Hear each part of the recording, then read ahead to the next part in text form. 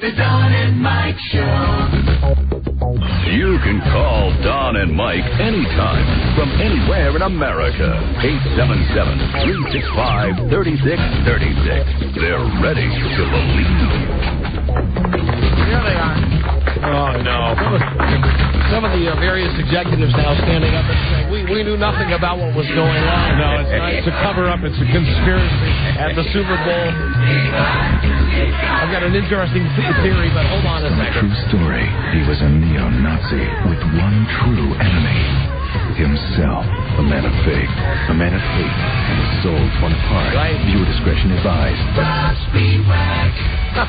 pretty, isn't it? Yeah. And good afternoon, Mr. and Mrs. Groundhog Day! Groundhog Day! Oh, hold on. Yeah, hold on. I wanted to make sure. Yes. Oh, first, everybody, you should have said rabbit yesterday, but you're on your own for that one. Is this Groundhog Day? Yes, it is. And today they had the annual ceremony. Janet Jackson saw her right breast. Yes. 6 more weeks away. Thank you. I wrote that one myself. Very good. Very clever, boys. Thank you. They would like to apologize in advance for any wardrobe malfunctions.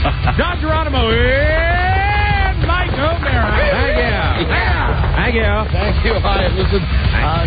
Listen to the Don and Mike Show. It is what is on your radio right now. And it's 020204 Monday. Hi, Don and Mike. Buzz Burbank here. Howdy, Buzz. Hi. We're back.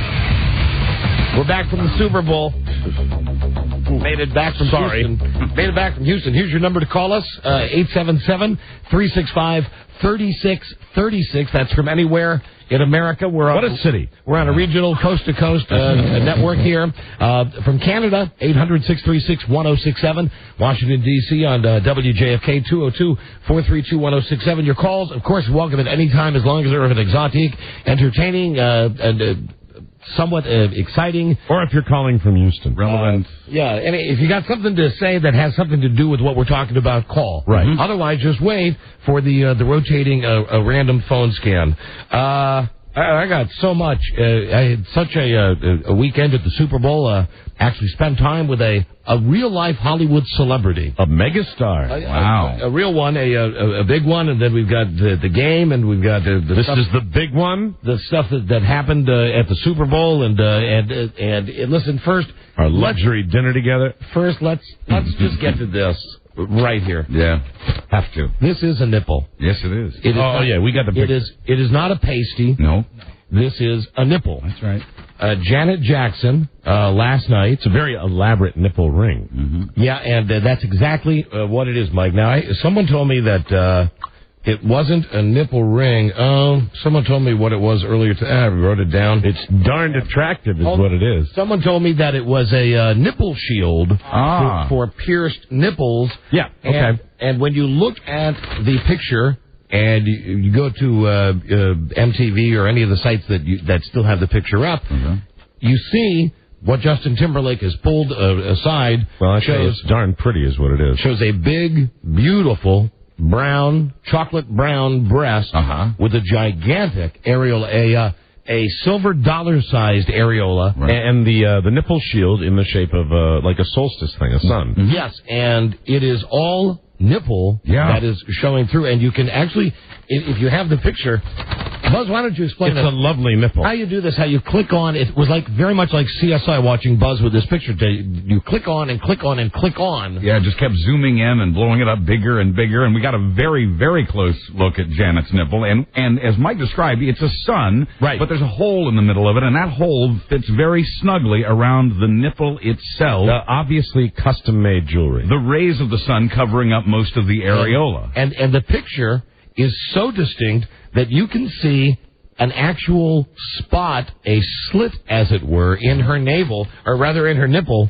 There's a slit in her nipple. Take a look, Mike, where I guess she could put her decorative, baubles on. Right. Because she's got pierced nipples. You can see every... So not only does she... Yeah, you're right, and I'm looking at this closer now. Not only does she have the nipple shield, but she also has a stud that's running through the nipple. Probably, it looks like, to secure the nipple shield. Pardon me while I really look at this closely. And also, this is a garment, as you see the snaps underneath her breast. Yeah. This is a garment that is designed to have that tear away. To be opened, yeah. You know, needless to think this was some sort of mistake. Who wears a leather bustier that has like a NBA pull-off pants? Breast cups that open. Over the breast. Right. You know, I find it a little disturbing the way Mike is studying that picture, but I feel I should point out that the breast was on television for 38 frames of video. There That's you what go. I was able to evolve to my lab. Wow. Yeah. So, listen, she's pretty. It's great. I think we're all in agreement that, of course, it was 100%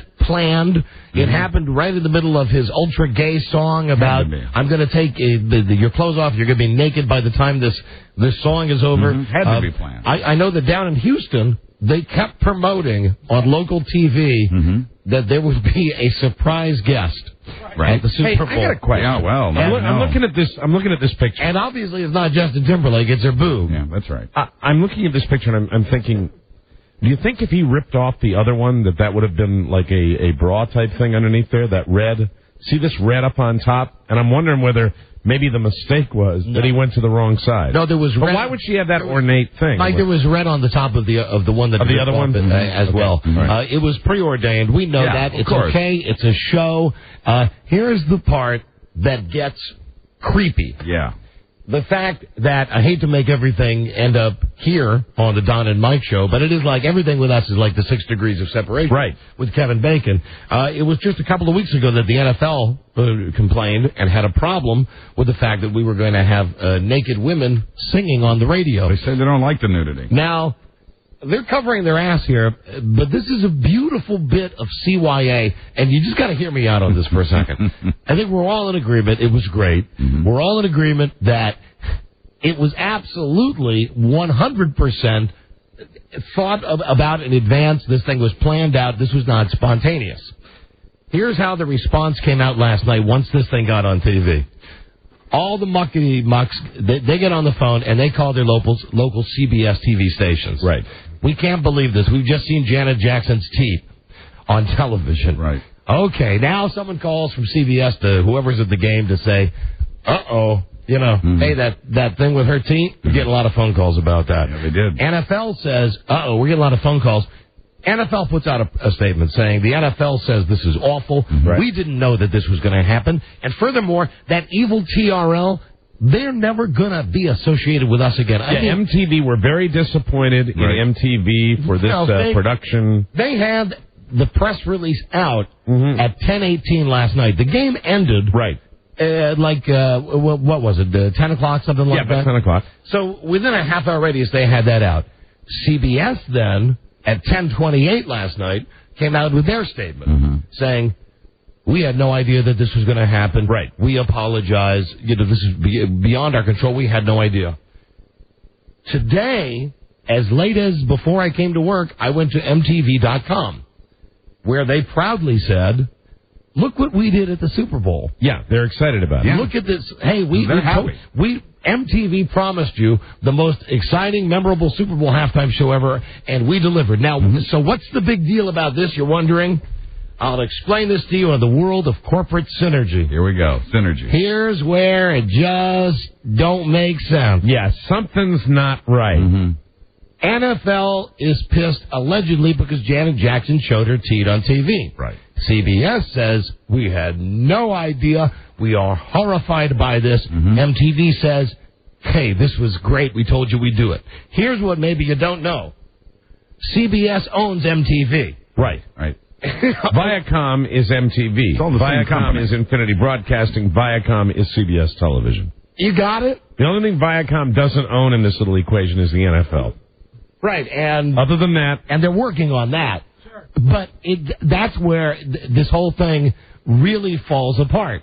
Where you see, right, it was premeditated. And why not just stand up and say it was premeditated? God, it was a great Super Bowl. It was a boring as hell first half. I didn't think any of the commercials were worth jackass. A lot of disappointment in the commercials. Except for the one where the guy's dog bites the other guy's. Okay, well, that's you, Mike. I just love the crotch fighting.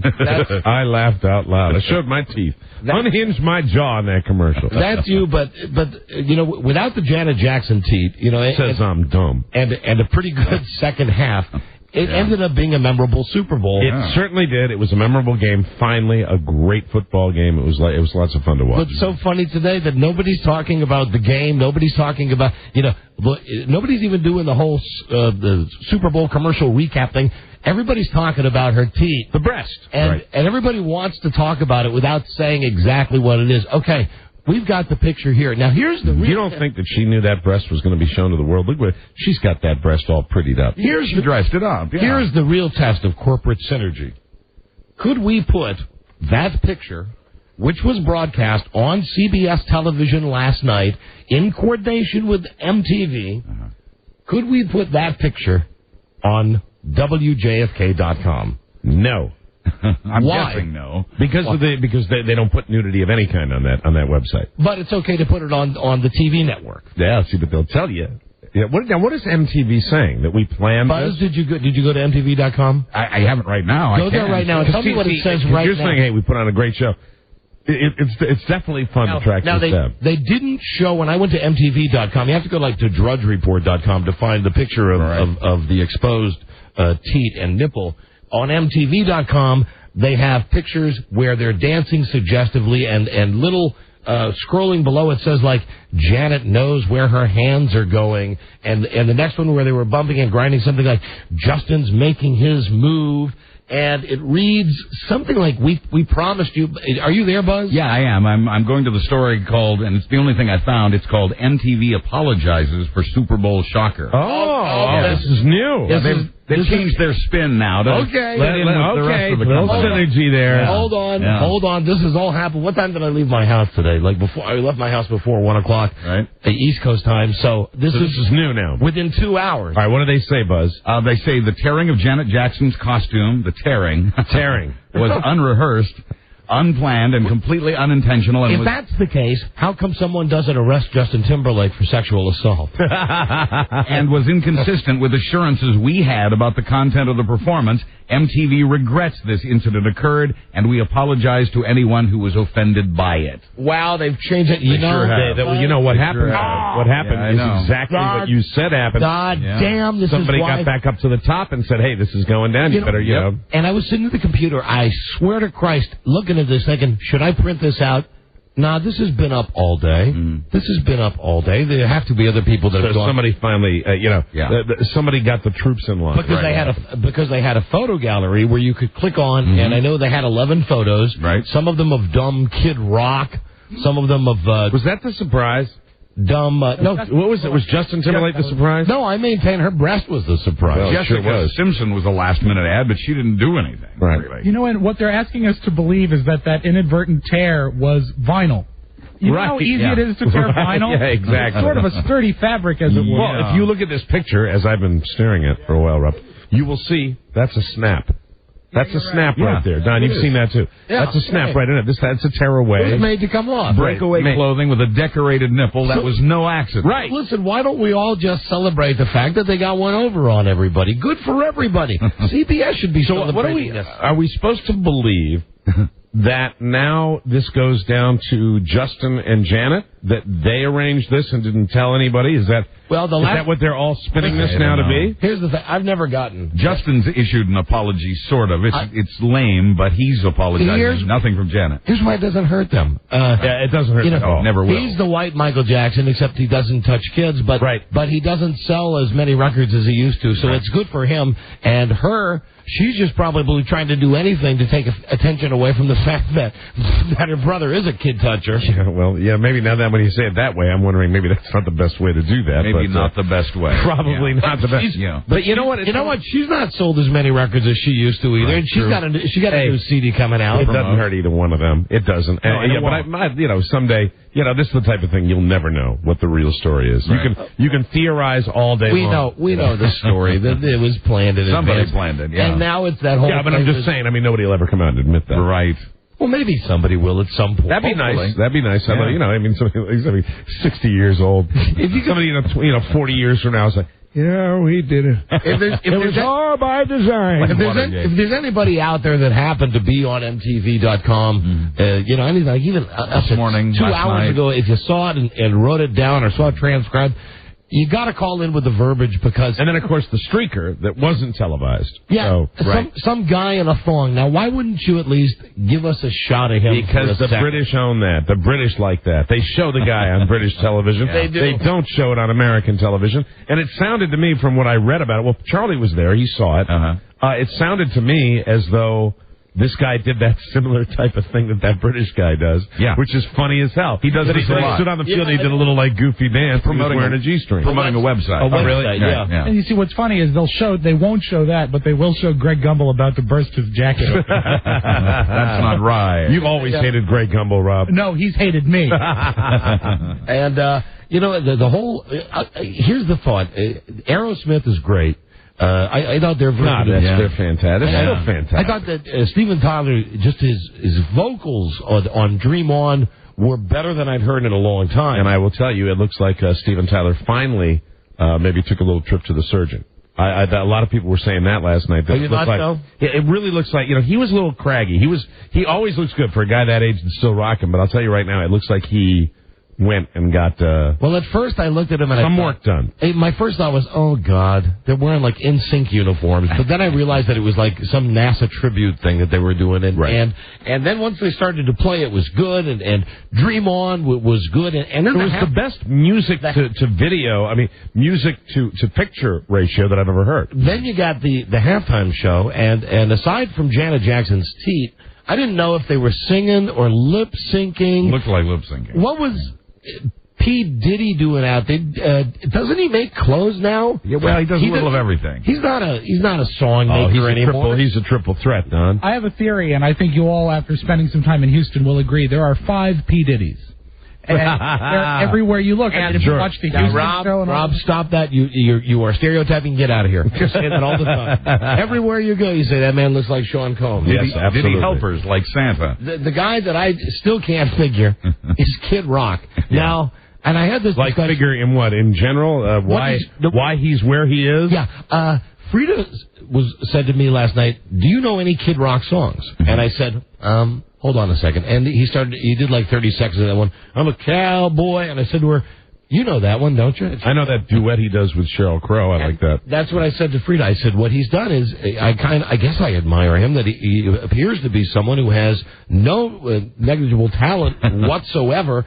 Yet he's managed to... He's seriously fugly, but chicks seem to dig his style. He's the pitch guy for the beer that sponsors the NFL, so he's in all those commercials. He's ingratiated that way. Then he does the song with Sheryl Crow. He's a professional celebrity. Then he also does a song with a rapper. Right. And then he does a song with a country singer. Yep. So it's like he doesn't do any real... He did that one song and go, anyway, what the hell is he doing there? Why is or he anywhere, there? for that matter. I agree. Yeah. But, I'll tell you why he's where he... Because guys don't like him, women do. I don't get it. I don't get it either, but women dig him. Teach us. I don't understand. Hold on, here's a guy who says you can get the MTV website back to the way it was. How could that possibly be? Rick. Hey, Rick, how could you get MTV.com back the way it was? Well, actually, the website that you guys went to, what you were looking at, there's a history of where you went to and the website that you were on. Oh, so I have to do it on my computer. Yeah, unfortunately, yeah. But if you go back on your computer, you should be able to go onto the website, and you should be able to go in your history. Print out their statement, and that would be interesting tomorrow. If you that'd be great. Maybe I could do it today. Maybe I have my wife do it, and that'd be great. And fax it in today. See what they were saying earlier today. Yeah, because I've done it before, where I've gone back to websites that it shows the website that you were on. It shows the articles and everything like that. All right, thank you, my friend. Hey, good. There you go. Hold on. Happy Groundhog Day. Groundhog Day. You've won. Listen to this. You're a good caller. You've won a pajamagram. Why not be sensual with your mom, your grandmother, perhaps your great grandma Mima, Nina, whatever people call them. Anyway, they all look good in a sexy pajamagram. That's right. For any occasion, call 1-800-GIVE-PJs or shop online at pajamagram.com. That's right, ladies and gentlemen. It's that time of year once again. We are going to be giving away and talking about pajamagrams. They're a network sponsor, and we love them. I know there are some of our sponsors, and they love our stuff, and we love the fact that they love our stuff. Love. That we don't dig, but there are some that we do, and that's one that we do. So Janet Jackson's teeth. I'm sending her a pajamagram. snaps. I was Tearaway. I was talking to a guy today. I'm at Exxon filling with gas. I had to go in to get the last bottle of the windshield stuff, the blue stuff, right? So the guy knows that I do the show, and he starts talking to me, and he says, "Are you going to be talking about Janet Jackson's teeth?" I said, "Well, of course we are. We got the pictures." He said, "Just really upset him." And I said, "What was it?" The guy's name is Greg, and I said, "Well, what are you, a fag?" And he said, "No, it took away from the game." Oh, that God's sake! He's one of these guys. He's one of these guys, and I said to him, "Listen, man." 2 days from now, people aren't going to remember this. Just let it go. Yeah. He said, but it was such a great game. I mean, people are forgetting it was a great game. And then I got into discussion. Great game. Wow. I got into discussion with him while I'm filling up because, these days you can stand there for a good 10 minutes while the thing just... And I had an exceedingly slow pump. The one where it's going... and you look up and you think it should be full, and it's got like 1.1 gallon in it. Well, actually, what they do with those pumps, I don't know if you're aware of this, they program them to work slower as soon as the temperature goes below 25 degrees. Just so you can be more uncomfortable. For fun. So he starts having a discussion with me about how it was the greatest Super Bowl ever. And I said... Well, all of that is debatable, and everybody, opinions are like a-holes. Everybody has one. I said, I tell you this, for about the first quarter and a half, I'd say it was the worst game I ever saw. No score, no nothing. I think if you live anywhere besides New England or Carolina, I was with a very large group of people, and it was just, it was there was no energy in that game. Outside of your love for that one commercial, I couldn't find one. The commercial sucked in general. I really, and you know why I laughed at that one? Because it was what I didn't expect was that would be the only one I would laugh at, and it was the very first commercial. And I said, hey, if this is the starting point, then it's going to be A-okay, because it kind of caught me by surprise. Right. And then they just said, what was the deal with the Cadillac, like underwater or something like that? And then they had the one where you saw the guy drive and you thought something's wrong with your TV because you got no sound, and then 15 seconds later they gave you the that goes, whoa. The first time that happened, I thought my TV was broken. Wow. I really did. I liked the Homer Simpson one. I tell you, the pregame show that was all Nance. Oh. I mean, I think Nance had a real big hand in all of those. And there was an awful lot of melodrama. And Nance... Friends. Hey, if you had a dime for every time he said friends. Friends, we're back. Friends, welcome back to Houston. There was a great moment. I mean, honestly, God, you get Dick Enberg and Jim Nance up there talking to each other about the space shuttle, and I mean, there's more maple syrup coming out of the TV than you'll ever get in your life. It was fun watching Jim Nance fight the battle of baldness, and I can say this. Yes, with a little that front wispy comb over. Good. Not there good. There was a good moment when it was after the game. They were sitting, the Nance and his friends were sitting at that table there. Nance and friends, which is what they're going to change the game to next year. And while they're having this discussion, and people are obviously talking in their ears. Right. Anyway, someone starts throwing stuff at Jim Nance. I saw that. Now, they cut to a taped piece, and when they came back to the taped piece, Nance, who obviously didn't know he was on camera, buzz on, he's pointing up there. He's not saying anything. That's the guy up there. That's the guy up there that threw his Slurpee at me. He was almost out of his chair, pointing up wildly after somebody threw like a paper wad at him. That is nonverbal, like we can only tell you. I watched most of it starting at about 2 o'clock. I only had 2 highlights from the whole game. Okay. Now, there was some stuff that we could have pulled from the tape that would be funny just to us, because CBS is our network, and it's the biggest game of the year. Sure. And nobody bothered to figure out that when you get inside the stadium, if you're going to turn on Greg Gumbel's microphone so that everybody in the stadium can hear him, and it's going to be on those gigantic speakers, you're going to get feedback. And you're going to get major feedback where it was like, introducing the Carolina Panthers. And nobody ever bothered doing anything about it. No need to do a sound check. I didn't keep that tape. I did keep this, though, because there was a portion after the game when Bryant Gumbel was discussing his fascination. Greg Gumbel, you mean? Yeah, I'm sorry. Well, and his brother Bryant, that they were both in a club. I think it's the GSBs. The Golden Shower Broadcasters. Really? And here is what Greg Gumbel had to say about one of their meetings. It's raining yellow. I heard that. That's what he said. What? It's raining yellow. What the hell was he really talking about? Well, It's raining yellow. Penalty flags, but out of context, yes, raining yellow. It's raining yellow. Wow. No, Rob sounded said odd. if you catch anything, Yeah, I said, okay, well, It's raining yellow. I wrote it down. And it was followed up by another very smart Phil Simms remark like, yes. Yes. And then the only it is Uncomfortable, yeah. The only other thing that I had that I thought was worthwhile to bring in today was one of the disclaimers for one of the new penis pills. Ah, very good. Excellent. Cialis, right? Here's the short one that had the part that I thought was the most interesting. All right. Erections lasting longer than 4 hours, though rare, require immediate medical help. Now, so if you got a boner for over 4 hours, Yeah. I'd like to hear that again, please. Here is the full disclaimer. It's only 4 seconds longer. Here you go. The most common side effects were headache, upset stomach, delayed backache, or muscle ache. Erections lasting longer than 4 hours, though rare, require immediate medical help. Yeah, you got a problem, too. Again, that's where I'm sitting. And please don't walk to the doctor. I'm sitting with my wife, and I said, did you just hear that? They just said if you had a stiffy for 4 hours, you should go to the doctor. Yes. Well, no S. You should either rub one out or get to the doctor right away. I don't mind the throbbing, but I don't like the aching. If you're walking around with wood. Erections lasting longer than 4 hours, though rare, require immediate medical help. So are they saying that It's raining yellow. Are they saying that if it's like 3.5 hours, it's okay? Erections lasting longer than 4 hours, though rare, require immediate medical help. Well, there'll be no permanent damage, probably, under 4 hours. I had this thing started at 8 o'clock, honey, and it's coming up on 11:30. At midnight, I think I'm going to go see the doctor. You got 30 more good minutes, though. That's the reason why Phil Simms wasn't in the postgame. Make it the best 4 hours of your life. One more call. We have time for one call. Joe, and then we got to take a break. Joe, hi. Hey, how you doing, Don and Mike? We're doing great. Hey, I had one comment about you were talking about Jim Nance and how boring he is. At one point in the pregame show, he had mentioned he had paused and didn't say anything, and he said, "Well, we're just letting the moment take care of itself." And I think it was Boomer. I think Boomer's the wise ass of the group. He spoke up and said, "Yeah, that's what you're really well known for," and just let him run some dead airtime. I thought it was a lovely story. Is this Tom? Tom Shales? No.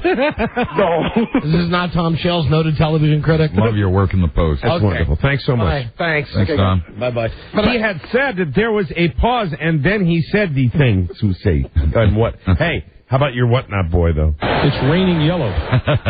The quarterback for the Panthers? Jake Delhomme. Anybody? I heard him today, and he had another whatnot. We're upset and whatnot.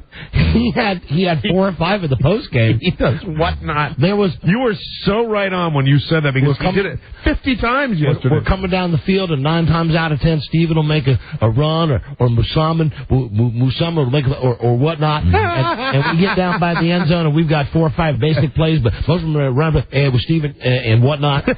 He says whatnot more than anybody. They would have won that Super Bowl if he hadn't said whatnot. It's raining yellow. Very un-Brady-like. We'll be right back, everybody. This is the Don and Mike Show.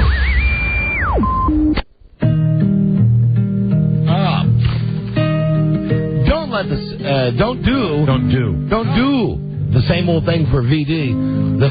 Valentine's Day. That's correct. The flowers won't last. The candy, nice dinner will make you fat. Stuffed animal will end up in a garage sale. I've got a better idea. Go to Singular and give the gift you'll both use. A cool new phone from Singular to keep you and your CGRW. I forgot again. Connected. Because you want to stay connected with her. Yep. The Motorola V400 is only $999. I did this on Thursday too. Because there are too many 9. It's only $99.99. It's a great price, but Jesus. After a $100 mail-in rebate and a 2-year service agreement, this is a great price for a great phone. How about someone just pitches Singular on the fact that we just come on and say it's a good service, it's a cheap service. Call 1-866-SINGULAR, log on to Singular.com, or go to any Singular wireless phone. Don't bother us with these names and numbers. 1 or 2 year contract requires you to Singular Wireless store for details. Singular Wireless part of the Right.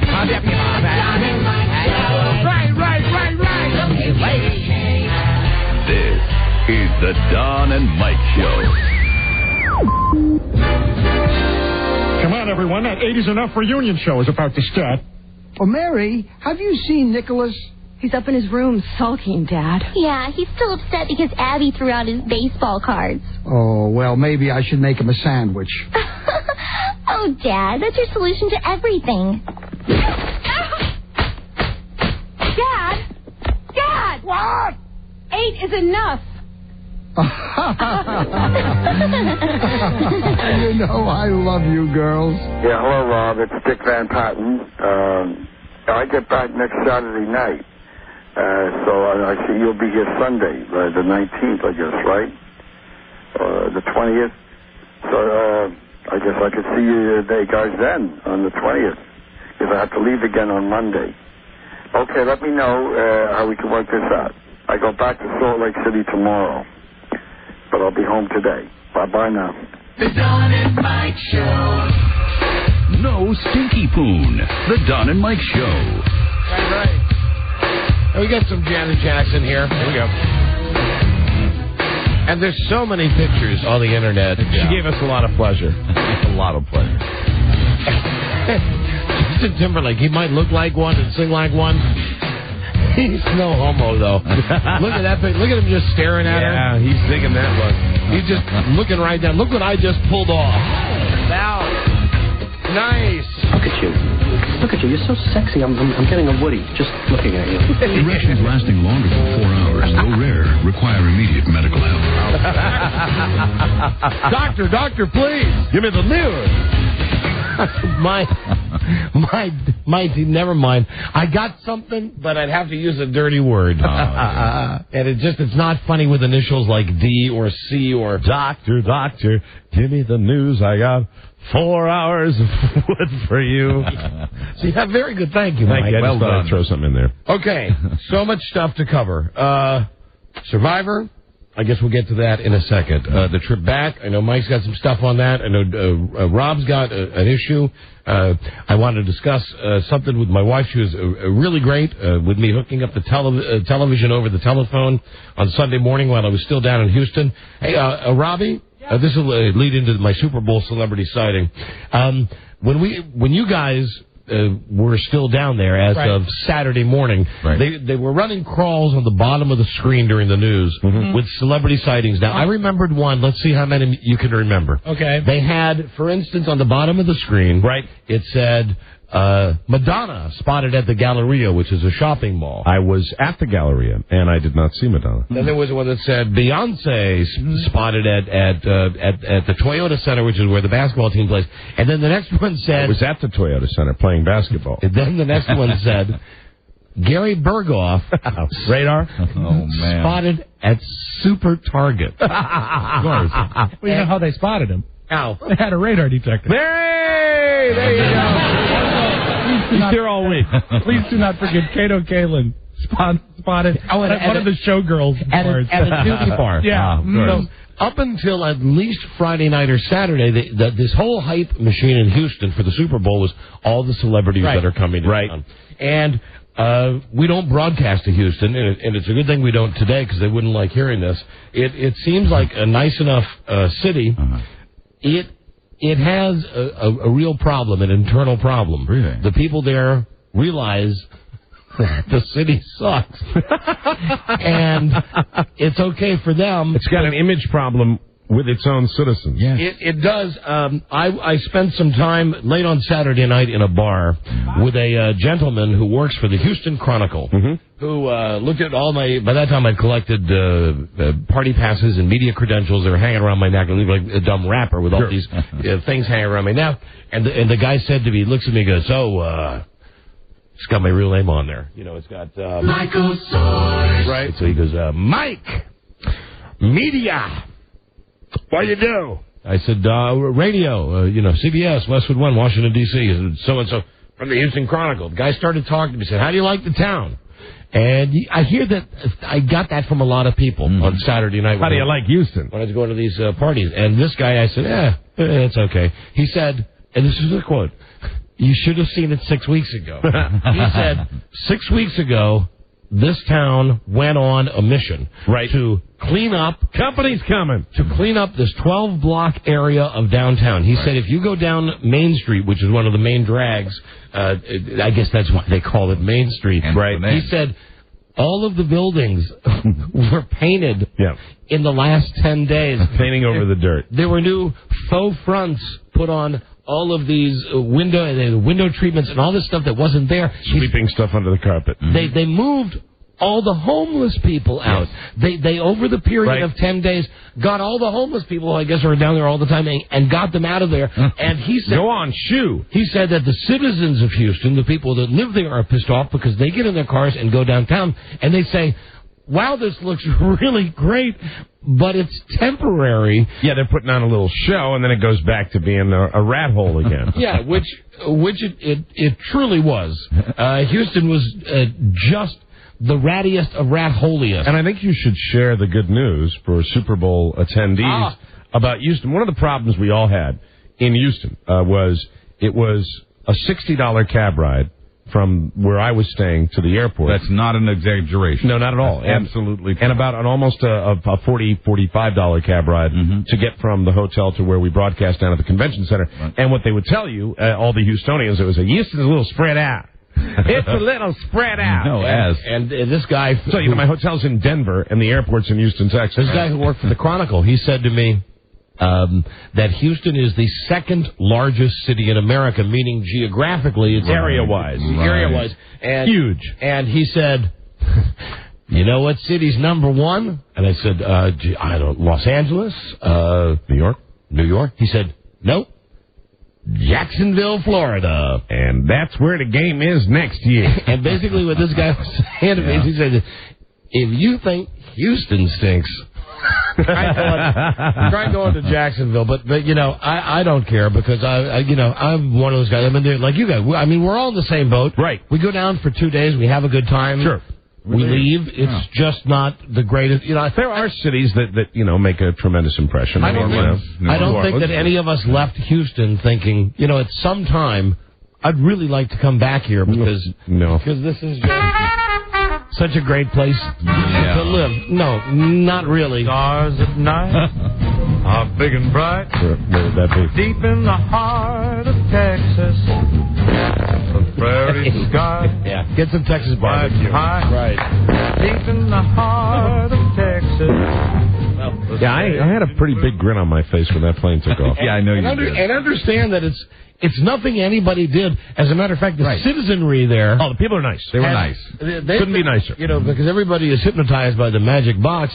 All the TV stations, it's like, besides whatever's going on with planes being grounded because of security threats, and they even had an Amber Alert in Houston on Saturday where there was a local kid that had been abducted, but they didn't even get to that until like the fifth or sixth story, because the first part was, and don't forget, howdy neighbor, when you leave the house today, remember, you're going to be making an impression on everybody because the eyes of the world... Company's coming. The eyes of the world are in Houston, Texas. Yeah, they took it seriously, and I think they did the best they could. They made the effort. They did, Mike, that's the best way to put it. They did the best they could. They did the best that they could. Now, having said... Good steak. And we had a good meal. Yeah, did we not have a good meal? Yes, we did. We had a good meal. Oh, after the show on Friday? Right. Yeah. But no amount of first impressions can really make up for the people from all across America that make the trip to stand in hotel lobbies. Yes. Which is the biggest hobby down there. Yeah, and I think really it's a wonderful thing, and I think there are people that are listening to us right now that will say, hey, you guys were down there for the biggest game of the year, and what are you talking about? But really, there's certain things you see down there, and I think what we're doing, that if somebody ever plans on going to the Super Bowl, we're giving them a little primer on what to expect, some of the not so wonderful things that go on. And please do not get me wrong. I am loving the Super Bowl always. Yes. No, it could be held in S-hole Korea, and I'd go there and have a great time. Sure. I know you would. I know, and you don't share my love of it, but I do. I like getting in there. I like sneaking into places. I like it's that whole thing. If you look like you belong, nobody questions you. Sure. You walk around and you see all the players and you do all the stuff. But I did have one great thing. On Saturday, I got a call from Alan Linewand, and at some point we're going to have to, maybe not today, but give him the inquisition about why he was staying at the Four Seasons Hotel, which is just astonishing. First off, that he can get a reservation there for the Super Bowl, much less fly there on Dan Snyder's private plane. Right. And to have all of these festivities happening for him, Alan Leinwand. And I'm not saying that we should get that treatment. No. I'm just questioning why a man of limited intelligence, why a man of limited personality, a man of limited business skills ends up on this plane, stays at a classy hotel. He's everywhere in town, and not only him, getting tickets to every exclusive party. Not only him, but two of those other goons, and all of their wives, Steve Johnson and the aforementioned Michael Hughes, who doesn't like his name. No, Steve Johnson wasn't there, was he? No, I'm sorry. It was the general, Jeff Hedges. Yeah. Right. So we'll have to get him at some point on exactly how he got the sweet deal. Right. I mean, our deal was fine. We're not complaining about our deal. No, we understand. It's just there's no reason that Alan Leinwand should get the treatment. It's not fair. What's up with that? His treatment. They just cheated us. His treatment that he got was something like Beyonce Knowles would get. Yes, he got treated like an owner. You fly in on a private plane. You stay at the finest hotel. So anyway, you're wined, you're dined, and you don't pay for a thing. On Friday night, when we all got together to have dinner, I called Alan. Dinner which we paid for. They'll reimburse us, but they'll reimburse us 13 years from now. I called Alan, and I thought, listen, with all this talk about Houston, I do love being at the Super Bowl. I really do. And I thought we had a really good, fun show on Friday. Yeah, we did. Because I love that environment. I love being in there, and everybody was having a good time. And Alan was, just the fact that he was there somehow, for all of us, was like, oh, now what's he doing here? Yes. Especially what's he doing here, like on a fancy guy's dime. I don't get it. I mean, unless he's done like a Modell thing, like I did. And I have to thank certain members of the Baltimore Ravens who really, now that's a first class operation. Right. They really helped me cut some corners down in Houston. They did, and actually helped us all out. I do want to. Yes, they did. Buzz. Yeah. They did. Yeah, because Don got a new room. Everybody, you guys didn't have to room together. Yes, Rob and I didn't have to sleep. And Rob stayed at my hotel. Licking our toes. That's another part of this that's just nutty. When you think of the fact that Leinwand went down on Snyder's plane on a private jet, took a limo from the airport to the fancy hotel. Right. While we flew, laid out, commercial, the way normal people fly, but the company wouldn't even allow Buzz and Rob separate hotel rooms. No, they bunked with each other. The deal is that they was would the plan, stay in a room with each other, but, Ravens came through. You guys have done that before, haven't you? We have, and really, it's no problem. It's no problem. Only, even if you get your king bed, just a little weird. Ravens came no through. Double beds for you guys. came through for me with a bunch of stuff, and I appreciated it, and I was able to, offer my room then to and I'd like Rob to thank, or Buzz. I'd like to thank nobody. Yeah. So here's get dick from anybody for anything. Come on. I didn't. I mean, I was down there and I got a $60 cab ride and a $60 cab ride here and a $60 cab. I think I spent like 5 hours in goddamn cabs the whole time I was in Houston. You got a complimentary wake-up call on Saturday morning. Yeah, thank you for that. I appreciate that. Thank you, Rob. I do appreciate that. Now, hold on. I want to share your hatred. Yes. But you're going to have to allow me to be happy for you had a better weekend because than I had even with not staying at the greatest hotel, and thank you for the Ravens for moving me up to the not as bad a hotel as you guys were in. Right.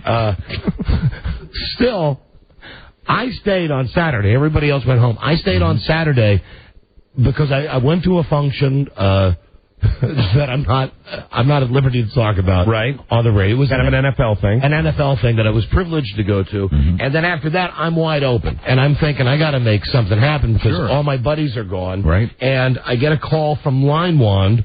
I'm walking down the street in Houston, and I see a Tim. He's like, hey, pal, I might be able to get you into the Sports Illustrated party tonight. Some of us are heading. I might be able to get you in. And I was so desperate. I said, just for something to do that was fun. Yeah, I said, okay, I'll call you. I'll call you. And I walked away thinking, oh, this is bad. I'm down here at the Super Bowl, and God, if this is the worst the best I can do is to be with Leinwand, because he's not going to Sports Illustrated party. I thought I'd rather stay in the hotel room and watch a movie on pay-per-view. It was at that point that I walked over by where I saw George Michael. Ah, very good. Ran into George and Lady. Geronimo. What the hell are you doing, Geronimo? Saw George and Lady Lackman, and that's where my luck turned. That's exactly where I turned on to Lucky Street. You were a lucky man on Saturday night. Because I met George, I saw George, and then while George was walking away, we were in front of this hotel with all these people. Some other guy said, "Hey, George," and then all of a sudden I heard a guy say, "Hey, Don." And I turned around because that's my name. Yeah. And you recognized it. And it was a guy, and he recognized me, and it was a friend of mine from Chicago who worked in radio in Houston. Right. He works at radio station Kirby, KRBE, 104 FM in Houston. And I hadn't seen the guy in 20 years, so I sat down, had a drink with this guy. Guy from the radio station that he works for comes over, and as it turns out, there was I was positive this was BS, just like Alan going to the Sports Illustrated party is BS, because we've been to those parties and they're highly overrated. Oh, they are very overrated. You wait in line for hours. You're lucky if you get a drink. You never see anybody famous. It's just a big circle jerk. So they say to me, "Here's a party tonight. Somebody from Arista. I'm not sure who it is. Missy, Little Kim, Romeo. Somebody's going to be there. Okay. But anyway, a bunch of celebrities. Here's a ticket. What's it, a record company party? No, the record company had an artist that was going to be at this celebrity party. Okay. So the record company guy says to me, "Well, here you go. Go ahead. If you're friends with Brant, go ahead." And I said, "Well, no, I don't want to go," because I thought it was a piece of crap. It's right. Because it says right on the top of the thing, piece of crap. 104 KRBE, and it says like a local radio thing. Yeah, and it says VIP. And I looked at it, and I looked at my friend, and I just leaned over and I said, "I don't want to be embarrassing, but this is crap." And he said, "No, I swear to God to you, this is not crap. This is like a tough ticket. You can't buy this ticket." Right. So I said, "Okay, thanks very much." Left, went to my hotel. Did you intend to go? Did you intend to go? All right. I had. What was my option? Yeah, okay. I'd either stay in my room and watch Runaway Jury. Alan had done what he always does. He'd let you know. Yeah, although I left it with him saying, if I'm really that desperate, I'll call you. And I wasn't going to make that call. Right. Never got that desperate. So I get in the cab. So it's this party or an evening of room service. I say, get to this, give me two, and I wrote down to this place, Club M. Now, this is nothing that I had heard of. This was not any big, like, Maxim or Sports Illustrated party. Right. When the guy pulled up in front of this place, there was a line of 200 people who wanted just to get in. And I thought right away, yeah, it looks like a CF already. I'm screwed. I'm like way overdressed, wearing the fancy clothes that Frida got me to wear to the Super Bowl so I can pretend like I'm one of the people that belongs there. And I'm going to walk up with this goddamn radio station thing, and I'm going to be put probably where there's a free keg of beer or something. And it was with my absolute utmost amazement when I walked in and showed the guy the pass, and there was a velvet rope. And they let you in. And he did unhinge the velvet rope and did lead me in. Now, at this club, if you paid to get into this club, and there were people that were waiting in line, I think they were selling tickets to get in, just to get into the club. Right. $700. Wow. But they were sold out. But there was still a line of people just as people left. And you had a VIP pass. So I had a VIP pass, and they had the quote-unquote celebrities in an area by themselves, and if you were one of the regular people like us, if you had paid $700 to get in, you wouldn't have seen them. No, you could have seen them, but you were, and this time I am being honest, about 50 yards away. Okay. The celebrities were all in a roped-off area. The celebrities that I saw and did not speak with, but walked past, or stood next to, with Kurt Warner and his incredible alien wife, Brenda, who had with her mullet, blue junk in her hair that just looked horrible, awful. Jimmy Fallon from Saturday Night Live, not a big deal there, right? Who was like putting on a show. Oh, really? He was in the corner doing shtick, like doing a skit or something. Yeah. Mike, I know this will make you happy. I saw Roger Clemens. Ah, yeah. Did he give him the bird for me? And his wife. No, and he was of all big guy, isn't he? Yeah, he is. He's big. He's like 6'3", 6'4", gigantic. That's one of the things you notice about the Rocket. And a real big dick. Yeah. Was he? Oh, really? He was a dick? No, Mike. No, I mean he has. Oh, he has one. No, yeah, he was a big dick. He was just. Yeah, he thinks so. He walked in and he didn't want to talk to anybody. Actually, this is what he said when he walked in the door. He said, "Erections lasting longer than 4 hours, though rare, require immediate medical help." Yeah, he had snaps. I stood there for a second, and I was feeling like, well, I had already beaten the odds because here I was.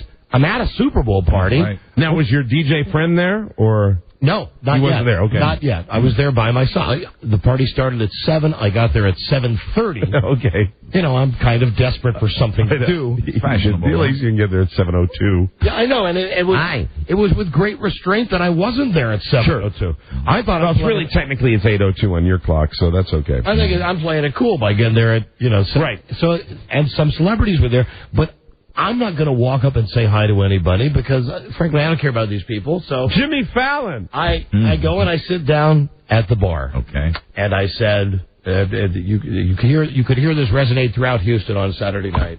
I'll have a double Grey Goose orange on the rocks, splash a tonic, and put an orange slice in it for me. Right as I ordered that, I heard, "That's a good drink."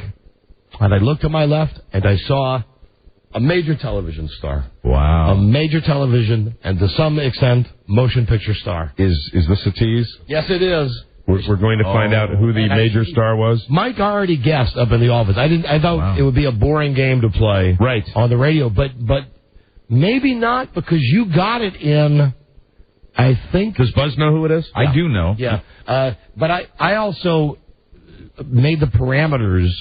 So, like, every time I could say... all you said was you put two little categories together. And they were male and prime time. Male prime time. That's it. Anyway. And I'm incredibly gifted. That's why I guessed so quickly. Always. Yeah. I thought you were. I was. I thought you got it right. I thought somebody told you, as a matter of fact. I felt gifted all weekend. No, Rob's not morally safer. Morally safer was at that other party. It's raining yellow. All right, we'll be right back. Hold on, we'll be back. Is the Don and Mike Show. Okay, I get it. You're joking. Well, I've got a sense of humor. I laugh at Tony Danza. Of course, if you aren't joking, I feel bad and I apologize. I laugh at Tony Danza. I laugh at Tony Danza. I laugh at Tony Danza. All right, that's it. The Don and Mike Show. You can call Don and Mike anytime from anywhere in America. 877-365-3636. They're ready to believe you. Uh-oh. Sounds like somebody's got a case of the Mondays. Home of the world's dumbest millionaire. The Don and Mike Show. Yeah. Made it out of Houston. Yeah. Yes, you did. So did you, Mike. That's right. Forgot. We all did. We all escaped Houston. Yeah. Listen, so I'm at this party, which I don't expect to be a good party, but as it turns out, I'm there, and it's a great party. And I'm sitting at... I don't want to reveal the celebrity's name. If you're listening, honey, call now, because I tried to call my wife. This was towards the end of my encounter with the celebrity, which lasted about 10 minutes. And you were doing a good job masking your glee, your giddy celebrity-struck enthusiasm. Sure. That I tried to call Frida to put this person on the telephone. Sure. And I got Rob's wife instead. Yeah. Like I always do. All right. I always make that mistake. Accident? No, but I looked at the phone. She, hello? And I look at it, my phone says Frida, right? And I know I didn't call the wrong phone. Who is this? As it turns out, our wives, Robbie, had gone out on... Well, you knew this. You were back. Went out Saturday night. Yeah. Went out drinking and whoring. And and I guess, while they had picked up guys or something, somehow my wife's cell phone tumbled out of her purse and ended up in Carrie's car. Really? So Carrie... Maybe they... You know what? Did you ever think... Maybe they were roughhousing? So it's Carrie, Rob's wife, and Carrie, Rob's wife. I said, "Well, I'm here with a celebrity," and she said, "Well, I don't know." I got Frida's phone. Oh, I've got to go bring it back to her, blah, blah, blah, blah. And I said, okay, all right. And then I put the phone down, and the celebrity looked at me and said, what were you doing? Oh, hold on. This maybe this. Here she is. Hi, darling. Hi, my sweetheart. Hi, baby. Now. I have one question. Yes. It's a very sweet story, but I'm stuck on a fact that you mentioned a little bit earlier. What's that? How, it's like I have to pull teeth to get you to go out with me any night. And then when you're not... Baby, it's the Super Bowl. You don't know me at the Super Bowl. These guys will tell you. I'm a... bar with strangers, which I could not, on my deathbed, get you to go out with me. But you don't... bar with strangers. Darling, you don't know when it's different when you're somewhere else and you've got nothing to do. If you would ever... I've been with you on vacation when we've been somewhere else with nothing to do, and we just do nothing. But, baby, the Super Bowl, it's like there's big, gigantic, blown-up footballs everywhere. And really, and everywhere you look, it says Super Bowl, and everywhere you go, that's all they're talking about. You were kind of, I mean, we all were, but to get a free pass on this, you were kind of a party poop on Friday night because we were all tired, right? Yeah, right. You just went home. I went back to your hotel. Yeah, right? Friday night, I just went and crashed because You just don't want to go out when there's witnesses. When you're by yourself, listen, you're Mr. Party. Okay, whatever your theory is. And here I was going to say something wonderful about you, besides the fact I tried to call the celebrity with you. As I told you on an episode last week, my wife had the floors redone, and I was crazy because all of my TV stuff had to be unplugged. So what a good wife I have, and I really mean this. Yesterday morning, 7 a.m., I'm still in Houston. She's back here. I'm so freaked out about the fact that the game's going to be on. Right. And you're not going to get your TV. Right. And because they had to take everything out of the room and unhook everything. All the wires. My wonderful wife is on the phone with me, and I'm walking her through enough to at least get it up and running. And she did it. She did it. And, a lot of it was just me jerry-rigging it and knowing where stuff is and saying, oh, no, don't put that cord in there. That cord goes in here. Anyway, you were great. We were on the phone for a half hour. I know what's important to my man. On Sunday morning, and it was very nice of you. The house was a mess. It looked like there was so much dust. It looked like I'm reading a book about Pompeii right after the volcano and all the ash. That's what the house looked like. Wow. But the TV was perfect when you got back, and that's all that I cared about. That's it. You're my girl. Thank you, baby. Oh, and sorry that you missed the celebrity. Don't say... I'm glad I missed that call. That's embarrassing. What are you supposed to say to a celebrity on the phone? I just wanted to pass it over just to say you hello. want to verify. You want somebody to acknowledge that you're having this moment, and you wanted to share it with the woman you love. Hi, it's nice to talk to you. I love your work. Yeah, and you would have said that. That would have been very embarrassing and very uncool. All right. Well, anyway. I think it's not uncool if you get on the phone with the celebrity and go, "You suck." Well, she wouldn't have done that. She wouldn't have done that because you like this guy. All right, baby. All right. All right. Love you. I love you too, sweetie, and I'm glad you look handsome. Thank you for telling me you look good in your grown-up clothes, and you don't wear a jersey there. That would have been like the one appropriate place for you to wear a jersey. Yeah, she made me wear all my grown-up clothes, and I had to call her on Saturday when I was in the middle of going to all of these things, and I said, listen, thanks for making me buy grown-up clothes. When Don mentioned the celebrity to you, Frida, did you get excited then? I mean, are you excited about the celebrity he hung out with? I think it's a very neat story. Telling See, she doesn't care. I don't sound a little condescending, do I? Mm-hmm. All right, bye, honey. See ya. Bye, sweetie. Bye. I'm afraid that very clever boys. She can't share my excitement. So anyway, here it is. I'm sitting at the bar and I order the drink, and the guy says that's a good one, and I look, and it's Matthew Perry. Oh, so it's Matthew Perry from Friends, and he is sitting. It's a small bar in the very back of this roped-off area that has a bunch of seats with sunken seats, a bunch of booths, so these people can all be in their private little areas. Mm-hmm. And he's sitting at the bar, and he's got his three guys that I think are his friends, his buddy. Right. So he's down there. So he looks at my media tag, which you're forced to wear wherever you go down there to get in somewhere. And unless you're on a major TV show. It's right. But all the schmucks like me are wearing this, and it's a big, gigantic thing. We all had to wear them. Yeah, they're huge. And it says right on it, Michael Source. It's got my real name. And also in very, not as big letters as the Super Bowl, but on the bottom of it, not good for game. Right. Yeah. Right. So it's the first time they've done that, which I thought is kind of a drag. Yeah, that hurts. But he looks over at me and he goes, "So, media, Mike Source, you're in the media." And I said, "Hey, and so are you." And then there was a moment, and then he said, "So, where are you from?" And I said, "I'm from D.C." He said, "What do you do?" I said, I do a stupid little radio show. He said, "Hey, I used to do a stupid little TV show." These are all direct quotes from this guy. Yeah. And then he said, "What do you think of Houston?" And I had had enough to drink, and I was just giddy enough just to be, I mean, I don't mean to sound like a faggot, because I'm not a gigantic fan of this guy, but he was cool and not being a jerk, and I was talking to him. So I figured, what I got to lose? What do you think of Houston? I said, "I think it sucks." I said, "It's real nice if you want a Paco Corralo taco, because they're on every block, and if you want a Jack in the Box or a Goodyear tire." Sure. I said, "I think this city sucks." And he said to the bartender, then he says, "Whatever this man is having, give him another one." And then he moved his stool. Right.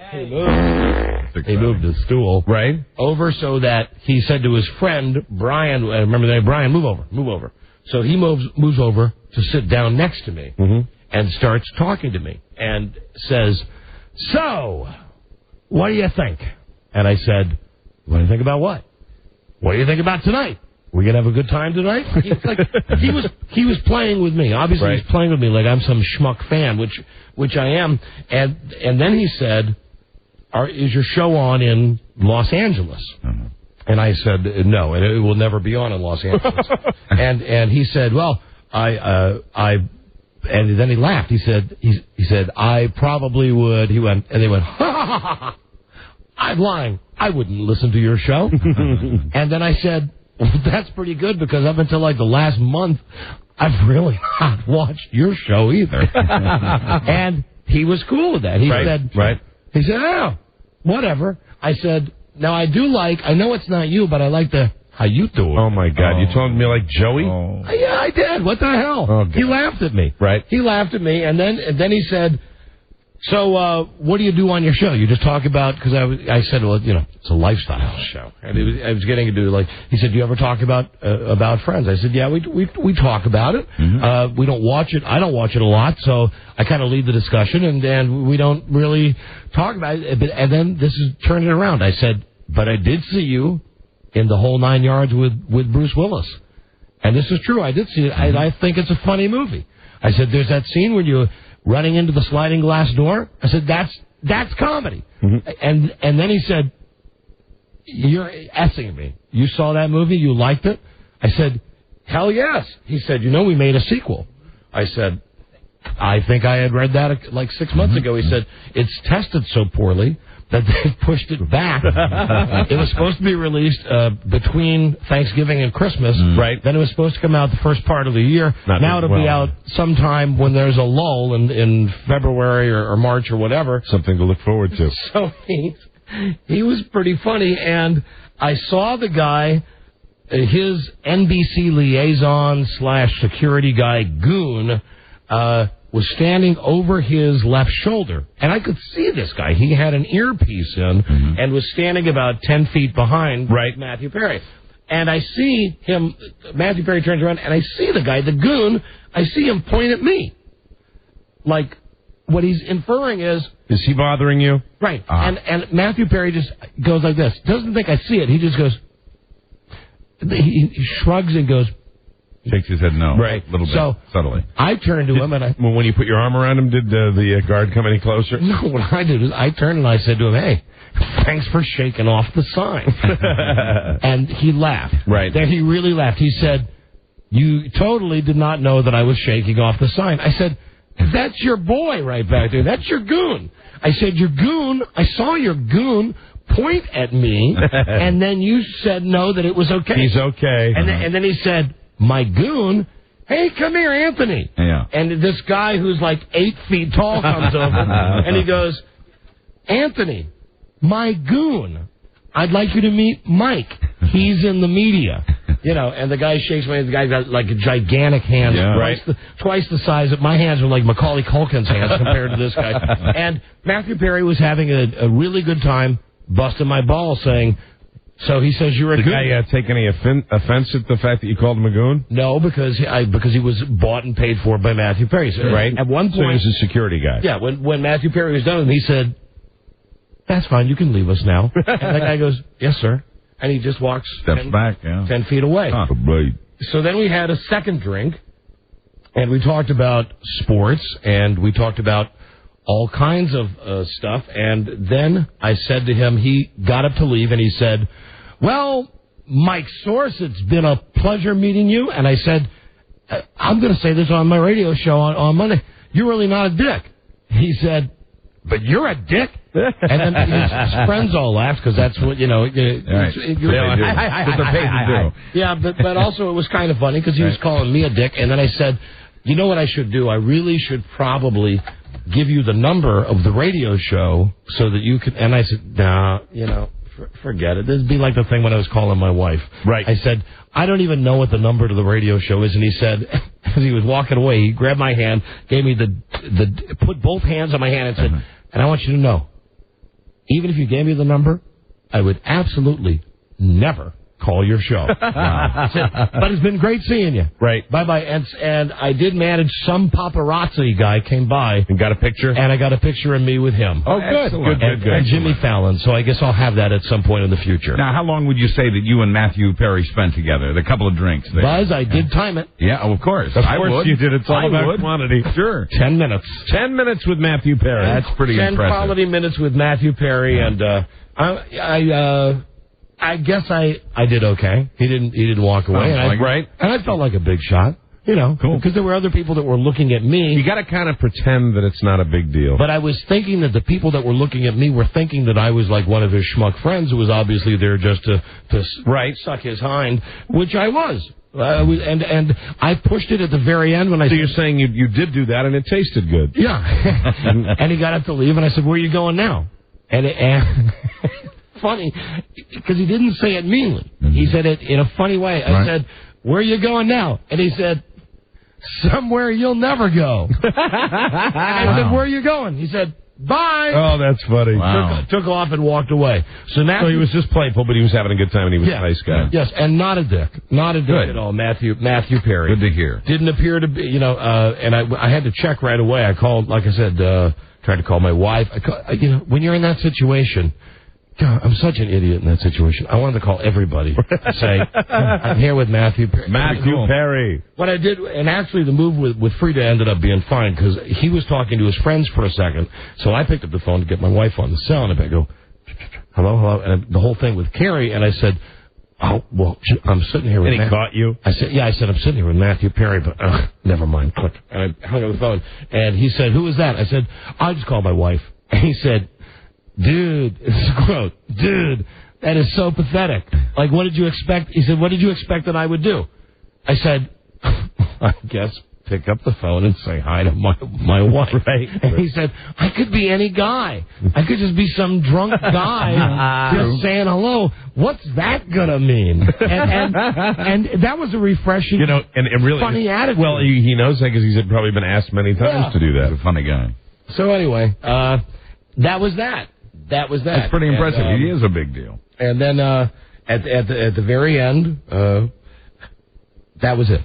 There was something else. Did you linger at the party after your new boyfriend left? Yes, I did. And for the longest time. And so you got a picture with Matthew Perry and Jimmy Fallon? Yes, because Jimmy Fallon was standing there, and there was a guy from NBC who said, let's get some shots of Matthew. Right. Some shots of his mother. Come on, let's get some shots, Matthew. Right. And then he said, hey, Mike from the media, come here, get your picture. So I didn't speak a word to Jimmy Fallon, but there's a picture making its way to me. And I hung out there for we'll look for you in the tabloids. For a couple hours, I hung out there. And listen, I know I sound like just like a schmuck, but it's cool. It is cool. Doesn't happen cool every day. Cool to in meet, this culture of celebrity that we all live in, it's fun to hang out with a celebrity. Cool to meet someone who's not a dick. And at one point, I did even say to him, "How is your show going to end? Can you tell me anything?" Right. And he said, "I thought you didn't watch the show."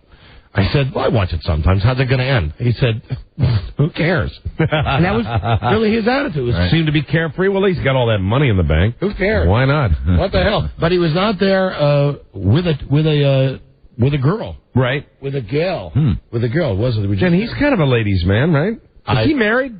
Don't know. I don't think so. I don't know. Ladies' man. Here's the last thing that I heard on the way out. This is what I hesitated to say. As I left, the doorman said to me, "Are you going with the Perry party?" Mm-hmm. And I said, "Oh no, I just ran into him." He said, "Oh, and Mike, you're going to be glad you'll recognize his name. I didn't know that they had such an establishment in the fine town of Houston, but I'm not surprised." I said, "Oh, he went to the Gold Club. They're having a special party for him tonight out at the Gold Club, just for him, huh?" Yeah, which is it's the NBA players go to that place all the time. Yeah, and the strip club where you get the handies and everything. Didn't know they had one in Houston. I did not know that either, but apparently that's where Matthew Perry had to get out to go to. Wowzy woo woo. He had to leave. I wrote it down. The M Bar. That was the name of the place. The M Bar. The M Bar in Houston, Texas. Nice party. So that's that. Lifestyles of the rich and famous. Wow. Yeah, I like meeting a famous dude. And last night after the game, did anybody besides me watch the whole Survivor? No, I didn't watch any of it. It's too late. I bailed 5 minutes in. And that was their mistake, I think, putting it on after the game, because they probably didn't do that big a number. I only watched it because I couldn't go to sleep. Here was the thing. I sat there with Frida. We're watching it in bed, and I said, "Would you turn that off, please?" And she said, "No, I'm watching it." And I said, "Well, I'm going to roll over and go to sleep as soon as Richard Hatch gets naked." And in the first 10 minutes... He got naked again? Yeah, Richard Hatch... Same no. deal. Like they all don't know that Richard Hatch is going to get naked. Did Jerry get naked? No. The evil Jerry girl? No. Now, I only watched the first two. And I know that the girl that won the second one, Tina, remember Tina with the big wiry older lady? Right. We thought she had fake cans. Right. She was the first one booted off last night. Oh, she was? Yeah. And when I was discussing this morning with some people, I said it didn't do it for me because no matter what situation they put these people in, you know that if you're one of the people that won the contest and one of the... And right. How many of them have they done now? 8, 9, 100, 10 of them, something? 8 if you're one of the people that's won one of those before... You know your ass is going to get voted off that show. Right. There's no way that the people that won before are going to win again. No, they don't do that, and it's probably all contrived anyway. Yeah. So anyway, as phony as that breast exposure. That is something, isn't it? Yeah. That is fantastic. I'm still thinking about that. What kind of a world do we live in? Do you have USA Today there for a second? Yeah. Because now listen, now I know only people at airports and in hotels read this, but they call themselves the nation's newspaper. Very minimal coverage of this. Of course. I couldn't find any coverage. Yeah, there's coverage. There's coverage in the I think in the sports section. In the sports section? Yeah. Wow. Yeah. Hold on, find it for me, because I thought I went through the whole thing where it's like Tagliabussi's team. There's Janet Jackson performing, doing in a warm up. I can't. Was it in the news part or the sports part? Anyway, nothing in the USA Today about the Janet Jackson teeth. Kind of on the front page. Front page of the sports section, right? Let me see. Okay. All right.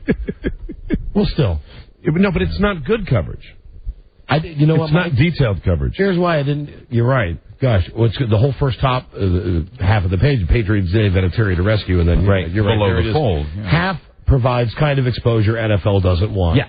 That's You're right. Okay, well, I take it back. I thought it wasn't even in you. I was scouring this paper, and here it is. There it is. On the front page of the... And that's where she's covering it up with her hand, looking shocked. And by the way, the latest is that the head of the FCC has ordered an investigation into the exposure of Janet Jackson's breast. You know what? Come on. I mean, really. Okay, it happened. Let's move on. I agree. God, what's wrong with this country? I agree. You should have been there at the M Club. God, let's investigate some of the people that are, corrupt businessmen. Thank God cameras weren't there when Matt Perry pulled out his scrot.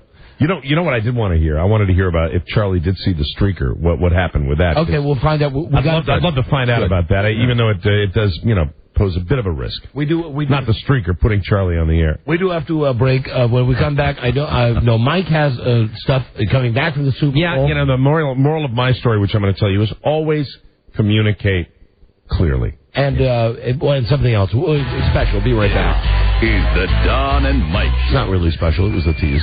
Men lie, we live lies. For instance, every man in this room is hiding some porno in his house. Every man in here got a pornography stash in the crib. Not an illegal amount, just enough to get you by. And when we hide porno, we go all out. It ain't behind the refrigerator, under the bed. No, we become Batman when it's time to hide the porno. That's right. You hit the light switch, the whole bookshelf shift to the side. You go down 2 flights of stairs into your porno cellar. Janet Jackme, yes. Toby Carr, Gina Jameson, that's right. The Don and Mike Show. They welcome vicious personal attacks. Don Geronimo and Mike O'Mara. Oh, we do, but you got to wait for the phone scam, which we will get to on today's show. Yes, we will. Come on, Mike, we love it, and it's Groundhog Day. I thought you were saying no, and I realized you were singing. Who is this? Frankie and the Knockouts. We used to do that all the time. Sweetheart. And it's Groundhog Day. Did the rodent see its shadow? Yep. And 6 more weeks of winter, like any shocker. Isn't it always that? Pretty much. Didn't know that. Doesn't a little bastard always see his shadow? I say we kill him. Who's on? And eat him. Is this for us on 444? Kill him. Who's on hold? Barbecue. Hello. Hey guys, Larry here. Larry Michael. Larry Michael. Hey, Larry. How you guys doing? We're doing great. Larry is a vice. Don't laugh. A vice president. Hard to believe the truth. With Westwood One. He got a promotion. Yeah, senior VP, by the way. Senior VP. VP. You're the senior VP of Westwood One Sports? Yeah. So what's happening, Wow, Larry? cool. Well, that means I've been there a long time, I guess. Pardon me? It gives me a good seat at the Super Bowl. Larry, have you been drinking? I have been the last 4 days, yes. What about right now? No, I'm trying to chill out. I have a show coming up later today. Oh, that's right. You're on here tonight. Here is our producer. You wanted to find out something about the streaker. Oh, and Charlie didn't want the pressure, so he decided to call Larry. And I didn't see it. you didn't see it? No. I saw it happen. It was remarkable that nobody didn't take a shot at him because everybody just stood back and watched. Now, here's the deal, Larry. For everybody who was, us included, watching it on TV, first off, the dumb announcers, they make no mention of Janet Jackson's teat or her nipple, but because they're terrified. When a streaker runs on the field, the TV cameras don't show it, but these guys make a joke. I think it was Greg Gumbel that said something like, well, it's the naked truth that we're getting today. And I thought he was talking about Janet Jackson. But as it turns out, it's a streaker. So was it funny, Larry, to see it? I mean, was it funny? I mean, here's the way it rolled out, okay, because there were so many of these extras, these idiots they hired to act like they're happy watching the music. I'm sure you saw those people. We did. These people were filing off the side of the stadium, so I think this guy somehow managed his way to the sideline. Maybe he was one of the extras, I'm not sure. But, right before the kickoff, a referee is usually standing by the ball, right? And the guy's getting ready to kick. Casey's getting ready to kick. Well, here comes a referee running to the ball, and then he's got Velcro pants, rips them off, takes off his shirt. And I couldn't tell because the broadcast booth we had was very high. Other people told me who were on the sidelines the guy was actually wearing a jock. I'm not so sure. Yeah, I had a G-string. Yeah. Right, thong, okay. And so he's doing the moonwalk first of all. I mean, literally, he's moonwalking around the football, and then he starts flapping his arms around, then he starts running, and all the football players are standing there with their hands on their hips staring at this dude, and then from every angle of the sidelines, here comes these security guys. And then there's a football player. It wasn't Mike Curtis like the old. I remember that one. This guy didn't get that good a shot on him. It was a guy from the Patriots, right? That knocked him down. He gave him a pretty good shot. A couple of Patriots trying to box him in. This guy took a shot. It was more of a hip check than a punch. And then they hogtied him and carried him away. But 10 cops just carried him away. Yeah. Now, did he get a round of applause? He got a good round of applause. I think the whole thing, with the Janet Jackson thing, I couldn't tell what was happening. I thought somebody had thrown something at her because we were so far up we couldn't see the breast come out, as it were. The teat. Oh, and it was a beautiful moment. Larry, what is the policy with network TV? That I know that Well, now, this is why I'm troubled by this. They show Janet Jackson's teeth, which obviously they knew that they were going to get. You get a spontaneous moment with a guy. Yeah, although you probably can get any executive to admit that. But I'm guessing that the guy was not exactly like male model like Derek Zoolander. He was probably he was a fat guy, right? He wasn't in very good shape. He had something written across his chest, like GoldenPalace.com, right? He was being paid to do it, and come to find out, this guy has. You might remember the commercial that was from a soccer stadium, a guy streaking. Yeah. It's the same guy. Oh, it's the same. So is it the real guy? He is the professional. This guy is the professional streaker. The British guy. You and I saw a feature on that. Right. Exactly, on Real Sports. The same guy. Exactly. You're right on the nose. So it's the British guy from Real Sports. Yeah, and he wrote on his website that he was going to do this, but nobody really gave a damn. They know what he did predict it. He did predict he was going to do the Super Bowl. Good for him. And here's what he had to say after he was caught by the security. Erections lasting longer than 4 hours, though rare, require immediate medical help. So they roughed him up a little bit. Oh, they roughed him up a little bit. They roughed him up a lot, I think. And, of course, he spent the night in jail. All right, but I'm still waiting to find out who the special guest was at halftime. Who was the special guest at halftime? It was either Justin Timberlake or Janet Jackson's boob, and I think it was Janet Jackson's boob.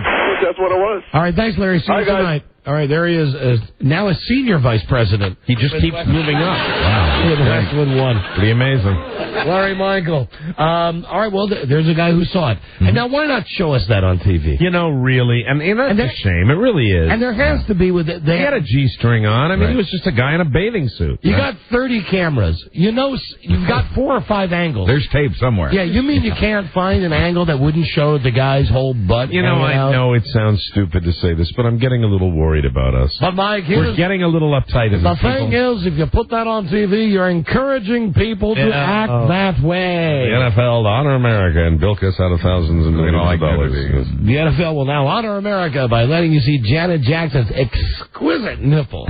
With a beautiful sun nipple shield and a bar through it. Ooh. So when we were in Houston, the deal was that some of us would stay longer than others. Charlie stayed and went to the game. Charlie went to the game. He was one of our group that went to the game with his lovely wife, Lisa. I got out of town yesterday. Mike and everybody came back on Saturday. And as it turns out, Mike has the best story about arriving back at the airport. I do. And we were on time. It was a great flight. Got into National Airport on time, and I was with you, Buzz, and with Rob. And Buzz's lovely wife was at the airport to meet him, which I thought was really nice.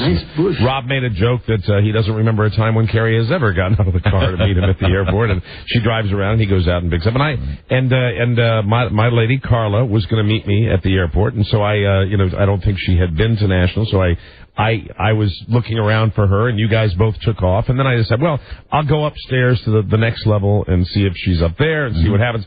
As soon as I do that, the phone rings, and she said, what gate are you at? And we start this discussion, and I'm walking Carla through. I said, are you in the terminal? She said, yeah. I said, okay, well, I'm down in Terminal B, and what you want to do, I'm way down at the far end. And she said, okay, I'm going to walk down there right now.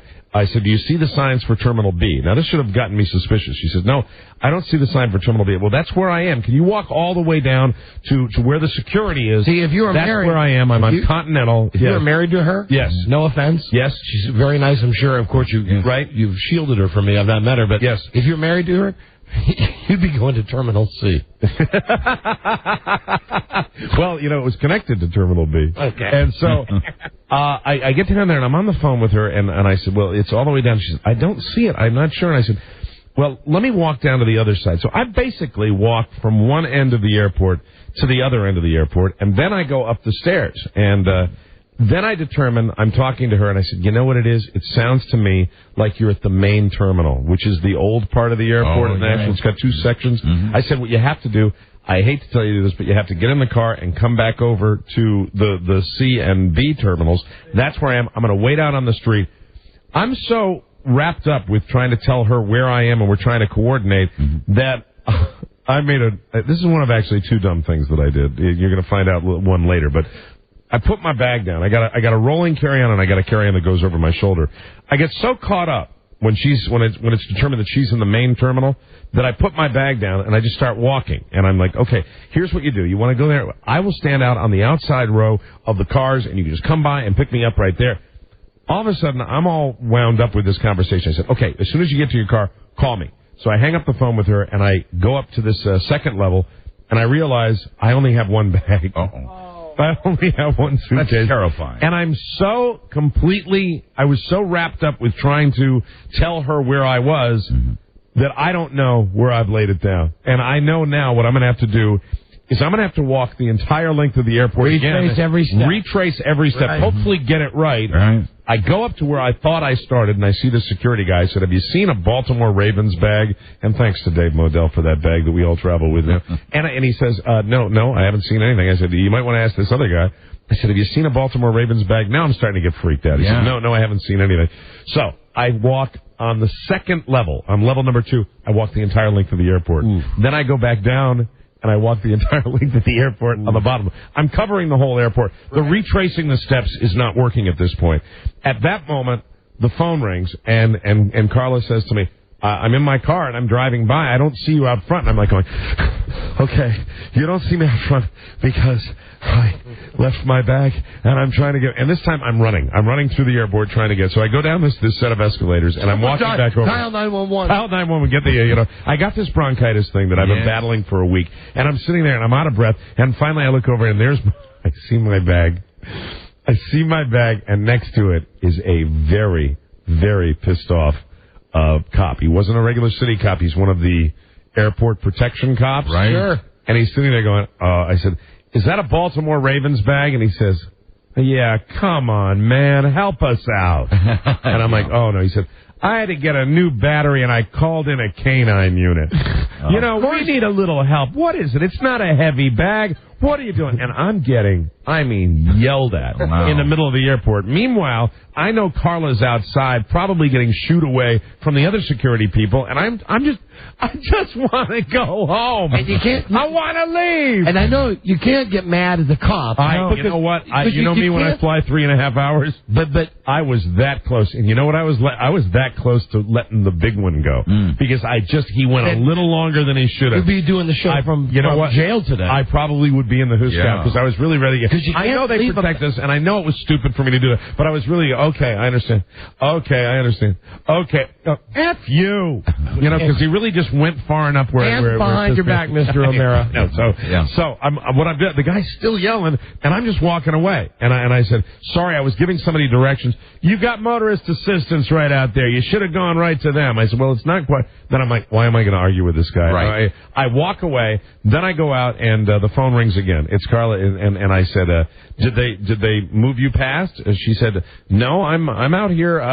What part of the terminal did you say? I said, I don't understand. I don't understand what's going on here. I'm standing out. I said, look up. Now, do you see those big pillars? Do you see B, the red letter B? And she said, no, I don't see anything like this. I said, are you at B and C terminal? And she says, Mike, I don't know where I am. I am totally confused. I don't know what you're talking about. Keep in mind, and at this point, she's just gotten her learner's permit. You're bad. That's not that. Is that you? Did you write that, Rob? All right. Hey, anyway, Mike, give me some credit. Sorry, that's you authored that one. Just all right. Because it's mean-spirited doesn't mean that it had to come from Rob. See, when it's a real mean-spirited joke, I always think. So we're sitting there. I said, "What is the deal?" And she said, "Mike, what airport are you at?" Oh. I said, "I'm at National Airport."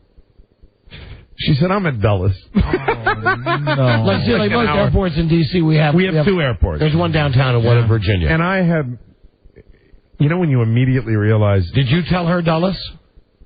I did not tell her Dulles. And I didn't tell her National. I told her, I'm going to the airport. We've flown out of Dulles a couple of times. This is what's great about the fact that you're not married to this girl, that you're dating her. Mm-hmm. Because if you were married to her, you'd get mad at her. Yeah, well, no, I got it. She could tell that I was curt with her because time was of the essence. I think it was something like, I'll take a cab. I'll talk to you later. I'm gonna take a cab. And then I reacted much like Albert Brooks. You lost the nest egg. But it was not, and what pissed me off even more, I've screwed up by leaving my bag unattended, and I screwed up because I didn't mention that we were flying into the other airport, National Airport, and we normally fly Ronald Reagan Alzheimer's Airport. Right. We flew from Ronald Reagan to George Bush and George Bush to Ronald Reagan. Right. Which I thought was kind of interesting. Yeah. But anyway, it was, and then, I know that I've screwed this up, that it's that this, because I forgot to tell her this. I get into the back of this cab, and the cab driver gets all my wrath, all of it. Because we get on Route 66 here in Washington, D.C., and in the middle of the day, it's like 3 o'clock on a Saturday, there's a traffic jam on Route 60. I'm like, and I was screaming. I think he really thought that he had like some kind of psychopath, because I'm like, it's amazing. That's right. Where the F is everybody going? I don't get this. And the cab driver's doing that thing where he's looking in the rearview mirror, kind of giving me the eye like that. I didn't want to explain to him that I had been just for an hour and a half. I've been walking around the airport trying to figure out where I was, and then I got yelled at by a cop, and then I realized that my girlfriend was at the other airport, not the one, and so I'm yelling about the traffic, and then. Well, it was right after that I had my first mini stroke. Your mini stroke. But really, I think we landed at, what time did we land, guys, roughly? 3 o'clock. About 3 o'clock we landed. I believe that I got home at about 8:45. No, it was a long day. It was a very, very long day. You're okay. You're cute. But here, you're cute with your girlfriend. Well, here's the deal. Let me tell you. The moral of the story is if you have an airport, if you change airports and you're not going to be landing at the one that you always land at, it's really important to communicate that. Because I know that this is not the first time this has happened to anybody. I know of course not. When you have 2 airports in a city, that's going to happen. It's the first time it's happened with you and Hillary Duff. Yes, of course. That's yours too. That's your own. Rob didn't write that for you. Oh, right. There you go. Okay. You and Lizzie McGuire. So between staying at that's a good thing. Imagine if she had to ride her bike out there. Okay. Came all to the wrong airport to pick you up. So it was needless to say, the trip to Houston for me was a tad long. Wow. I was very, very glad to finally get home, and especially after staying at the best vomit.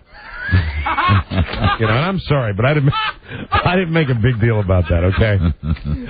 I remember the conversations we'd had where and I don't hold you personally responsible for that. I'm just jealous. If you go to the whatever guide it is, that is. You mean the guide for hotels? In Houston, that comes up as a 3.5-star hotel. Well, that hotel, it was the vomitorium. Hey, the one is up as a 3-star hotel? Yes. Yeah, but it's on a scale of 12 stars. No, those weren't stars, those were stains. I believe you have to counter in the Houston factor. Yes. Well, I have a new slogan for them. What is that? The Best Western Houston. And, I won't give the specific one. There's no need to do that. No. But the Best Western vomit. Our motto, our answer is always no. That's really what it should consistent. be. Yeah, they're fantastic. I asked the gentleman at the front desk if we were close to anything after my 50th $50 cab ride. He said, "Oh yes, we're walking distance from IHOP." Right.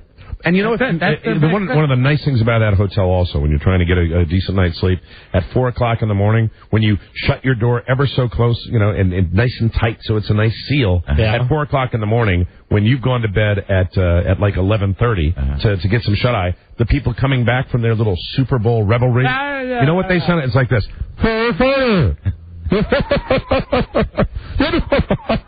I think that was at every hotel. Every but all the hotels didn't have walls that were made of piping paper. And I know you think that I was saying it like at the Ritz or something. I know you were. No, hello, it's called Marriott Residence Inn. Okay, all right. Okay. Do you have Spectre Vision? Yeah. You have RS, room service? No, and when I asked... Oh, you didn't? Okay. When I got there, I feel better then. I called about room service. Right. They said, there's an Albertsons right next door. Yeah, you're right. You're right. You said this on Friday. I was next to a grocery store. Right. I mean, the Ravens hooked me up to get a nicer, closer place to the downtown area. Right. It was fine. I just feel, you had all that. You met a celebrity, and I just feel as though, I just wanted something. I wanted something But if for you free. had stayed... And sometimes when you want something for free, you got to give it to yourself. But if you and had that's why, stayed for Saturday, and that's why I you would could tell have you, gone with me. I was happy to get back and watch the Super Bowl on a great 119-inch screen would you at Brady's restaurant. Okay, Aaron. No, Aaron. All right, I tell you what. It was fantastic. And so were the half-price burgers. 119 inches? Yeah. Shut up, you. Buy a schedule. Buy a schedule. We got a break. We'll be right back. This is the Don and Mike Show. Attention, news is dead. I repeat, news is dead, f***head. So's his pal.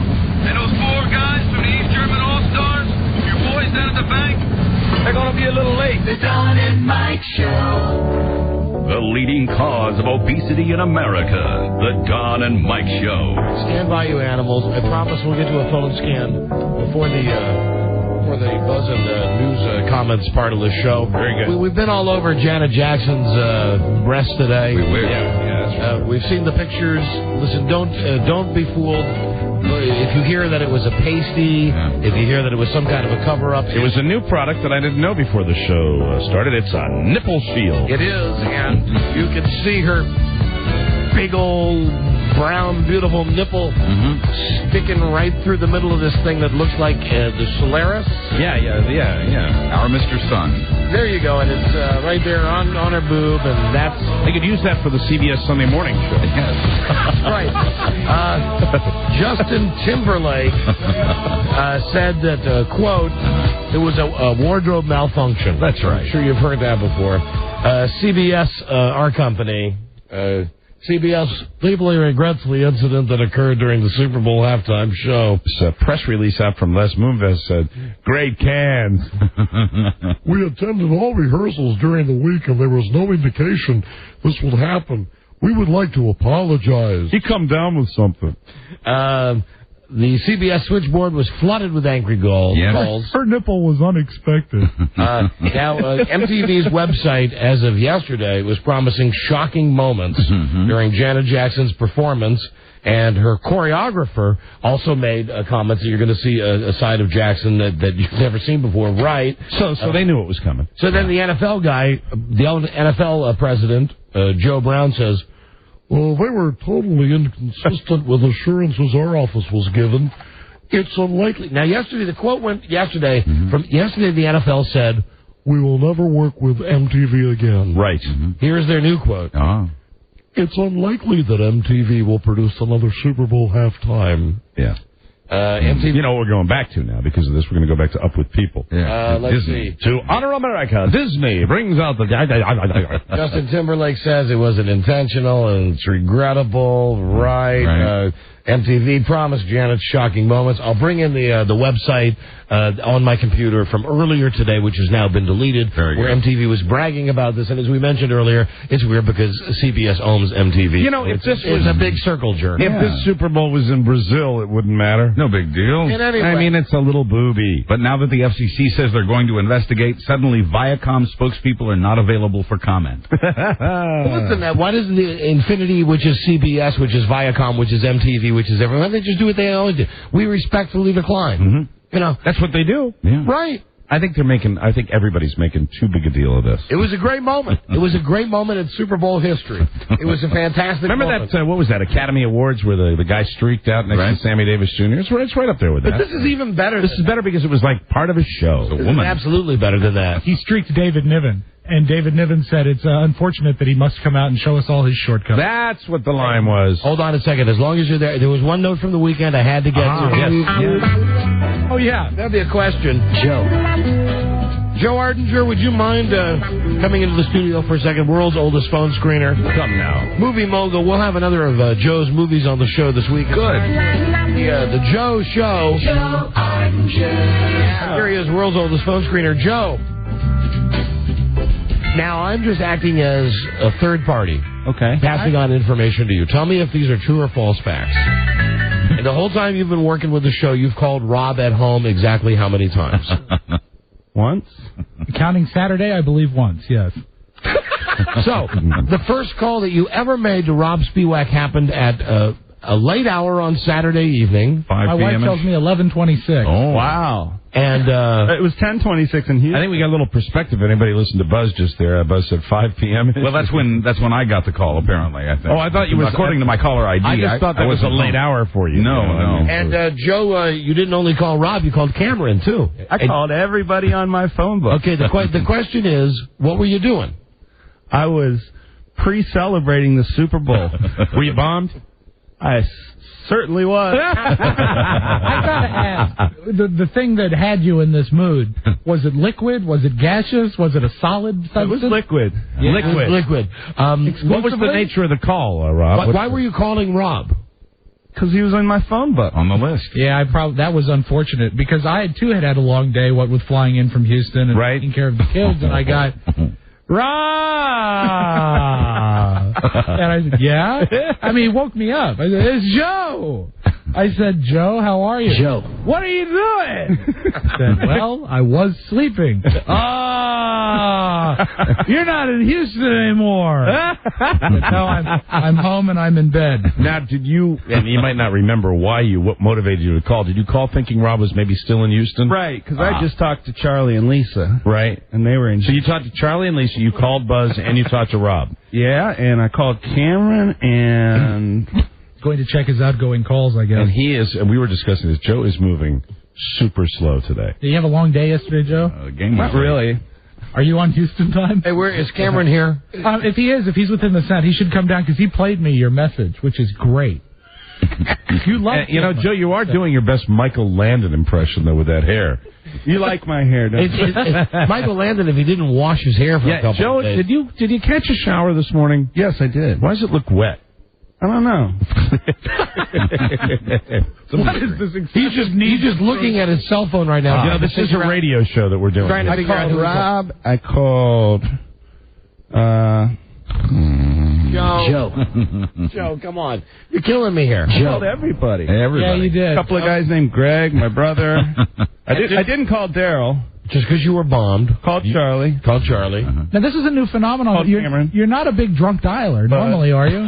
I know you called Ross Valerie, but that was... But I didn't call him. I didn't call him Saturday night. I know. Oh, good. All right. Well, thank you, Joe. Thanks, Joe. Fascinating. Rob had mentioned to me that you had called. It was a late night. Cameron's coming in. Don, are you feeling slighted, though? Would you like me to call you next time? I wouldn't mind being in your rotation, Joe. Call me. All right, Cameron, do you have the message saved? It's on my voicemail. Oh, delightful. Dial it up. Fantastic. Let's hear Drunk Joe. And Joe? Brief but rich, and it will illustrate the voice I got. Joe, this should be Call me anytime. All right, well, I'll have to get you guys' numbers. All right. Yeah, because Rob said to me, Joe call you? I said, no. Why'd Joe call me? He called me. He was drunk. The best part of it, when I actually talked to him live afterwards, it was very uncomfortable. He said, Cameron, I love you. Well, after I hung up my cell phone, Carrie, when you wake up, you always think someone's died. Yes, right. Said, who's that? I said, it was Joe. He's drunk or high or something. I don't know. And that was all I said to Carrie until the next morning. She said, he called you at 11:26. But I thought it might be 10:26 where you were. But it was 11:26 where you were. That's true. Please. All right, go ahead. Put your code in, Cameron, and here we go. Here's the payoff. Let's hear Joe's message. 1 saved message. Here we go. First saved message from Joe. Received January 31st at 11:43 p.m. Hey, stop talking to everybody in Houston. I want to talk to you and say, tell everybody in Houston I said, hey. You bag. Play it again. Yeah, we must hear it again. Joe, I'm Joe. Message, Oh, press my God. 2. To erase, press 7. 1 to play it again. From Joe. Received January 31st At quarter at 12. 11:43 p.m. Joe. To send a reply message, press 2. No. To erase, press 7. No. To save, press 9. Message saved. There are no more messages. Main menu. To listen to your message, press 1. First saved message. Joe. From Joe. Received January lost 31st at 11:43 p.m. Here it is. Hey, stop talking to everybody in Houston. What? I want to talk to you and tell everybody in Houston I said, hey, you fag. And then you hear Joe laugh on he the laughs phone. at himself. Yeah. Oh, that is great. Nice. Okay, That thank is you. man. Thank you, Cam. That's fantastic. Well, there's a little evidence. And you wonder why you got all those 2s and 3s. That's why. Calling your boss at night drunk. Rob, of course, is talking about the employee evaluation grade. Yeah. There you go. That's why Rob doesn't drink. Now, not. Yeah, right. Yeah, I couldn't keep my phone hung up, bro. Thank you, Joe. Get out of here. Nut. I think it's still in his system. Alex Trebek was not driving drunk. However, Alex Trebek was in a car accident that was serious. Oh, no. The answer is no dose. Oh, dear. The question is, what should Alex Trebek have taken? So he fell asleep at the wheel? Mm-hmm. Oh, dear. He was driving his pickup truck. Why do all these Hollywood people do this? Why do they all feel the need to move to the country and buy pickup trucks? He has a horse farm. So he's driving his pickup truck. When he fell asleep, plowed into mailboxes. You're always sticking up for Trebek. He flew over an embankment. Oh, no. And landed in a ditch 40 feet away from the original impact. Wow. Man, oh, man. Wow. And anyway, he's back taping the show tomorrow after escaping serious injury. Was he ever in jeopardy? When he fell asleep. When he fell asleep at the wheel. Hi, everyone. This is Alex Trebek. Hey, Alex. Listening to Don Geronimo and Mike O'Mara is really putting yourself in jeopardy. So I never do it. And Mr. Trebek. Wow. And of course, it's the chance for us to play the tape that we got, which is the great tape, which is the. I think he was asleep when this tape was made, too. And there was no editing of this tape. This was during an actual commercial session that Alex Trebek... Well, they edited the part together when he does the dullars, the dirty words. But except for that, we've not put anything to... Here's Alex Trebek. So keep watching Jeopardy 24 hours a day and call this number. You dumb son of a bitch. You don't watch it 24 hours a day. Hi, I'm Alex Trebek, and son of a bitch. Huh? Wait. Run that by me again. I don't understand it. I didn't pause. He's wide awake here. All right, let's start cutting. There's a daily cash prize of $1,000 and dollars and dollars. Alex.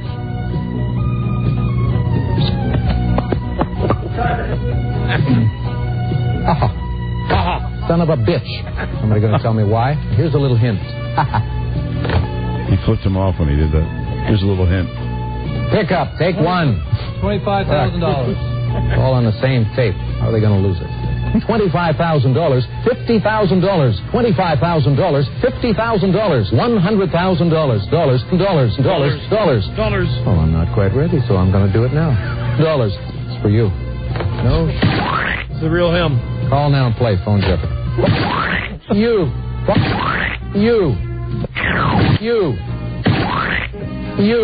And them too. Thank God he's okay. Alex Trebek. Yeah. Thank God. The wonderful okay. Alex The national Trebek. treasure. Mike, KFC's having problems. What part of the world is it, Buzz, where they're having to replace the chicken with fish? Throughout Asia, but especially in Taiwan. The bird flu, Buzz? Yes. Is that what you're talking about? Mm-hmm. Well, this is more bad news for KFC. And why they don't just call it Kentucky Fried Chicken.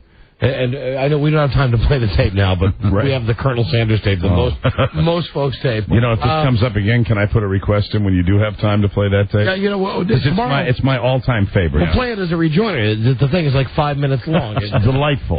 Anyway, more problems for Kentucky Fried Chicken. PETA is mad because they say, you know, this whole thing that they don't treat the chickens right. And before they kill them. PETA has... Before they kill them. PETA has... got Richard Pryor to do commercials for them. Now, Richard Pryor, the last time I checked on this dude, He was like Muhammad Ali. Well, he was a friar at one point, wasn't he? He ate the chicken. Didn't he set himself on fire? Hey. That's right. Hey, there you go. You took your funny pills, Mike. There you go. That's good. Richard Pryor, who I think has problems speaking. I believe he has, so. He has MS or MD or something. Anyway, whatever he is, whatever the problem is, he's not a vegetarian. Mm-hmm. Richard Pryor isn't. He enjoys food and meat. Right. I guess he's doing it for money. I want to see the commercials because I noticed yesterday during the Super Bowl, one of those spooky IBM commercials, the one that leads you to believe like this is all the Stanley Kubrick movie. Right. The one with the little kid where it just says, he knows everything. Yeah, what was that? The white-haired kid? Yeah, he's sitting there with Muhammad Ali, and Muhammad Ali actually says a sentence, something like, you know, IBM is good, or whatever it is that he says. But you know that they had to sit him down for God knows how long to get him to say just the sentence. Well, you'll remember that Christopher Reeve commercial that they had a few years back when they had him walk? They can do amazing things with the computers. And a lot of people thought he was actually cured. Yeah, I mean, a lot of idiots that were out there going, hey, look at that. And don't forget that also, as they introduced the halftime, they had Muhammad Ali saying, choose. Yeah, that's right. Yeah. That's that ridiculous montage. They're trying to get as much out of him as they can. Anyway, Richard Pryor, poor Richard Pryor, groundbreaking comedian, did a lot for the drug community, and here he is now. But he's not timely. Calling for the boycott of Kentucky Fried Chicken, simply, I think, so he can get some more money. Well, I think they do better if they get somebody who's more in the headlines. I think they should have gone with Stephen Hawking. And I did just say that he was a spokesman for the drug community. Finger licking good. Never had a better spokesperson. Mike, hold on. Here you go. Was Naomi Judd trash-talking Larry King's wife? I got this story here somewhere. Now, Naomi's the mom. Yeah. Winona's the big fat one. And Winona's the one that just, speaking of DWI... She just got a DUI. She's the one that just got one, right? Right. Hold on, I'll come back to that because I'm running out of time here. I got so much stuff I wanted to bring.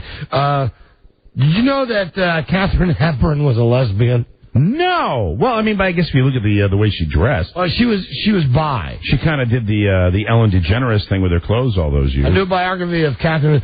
You're my knight. You're my knight in shining armor. I'll go down and lick it. The loons, Norman. Dive, dive, dive. Lick it. Eat it. Touch it. Rub it. Suck it. Rub it.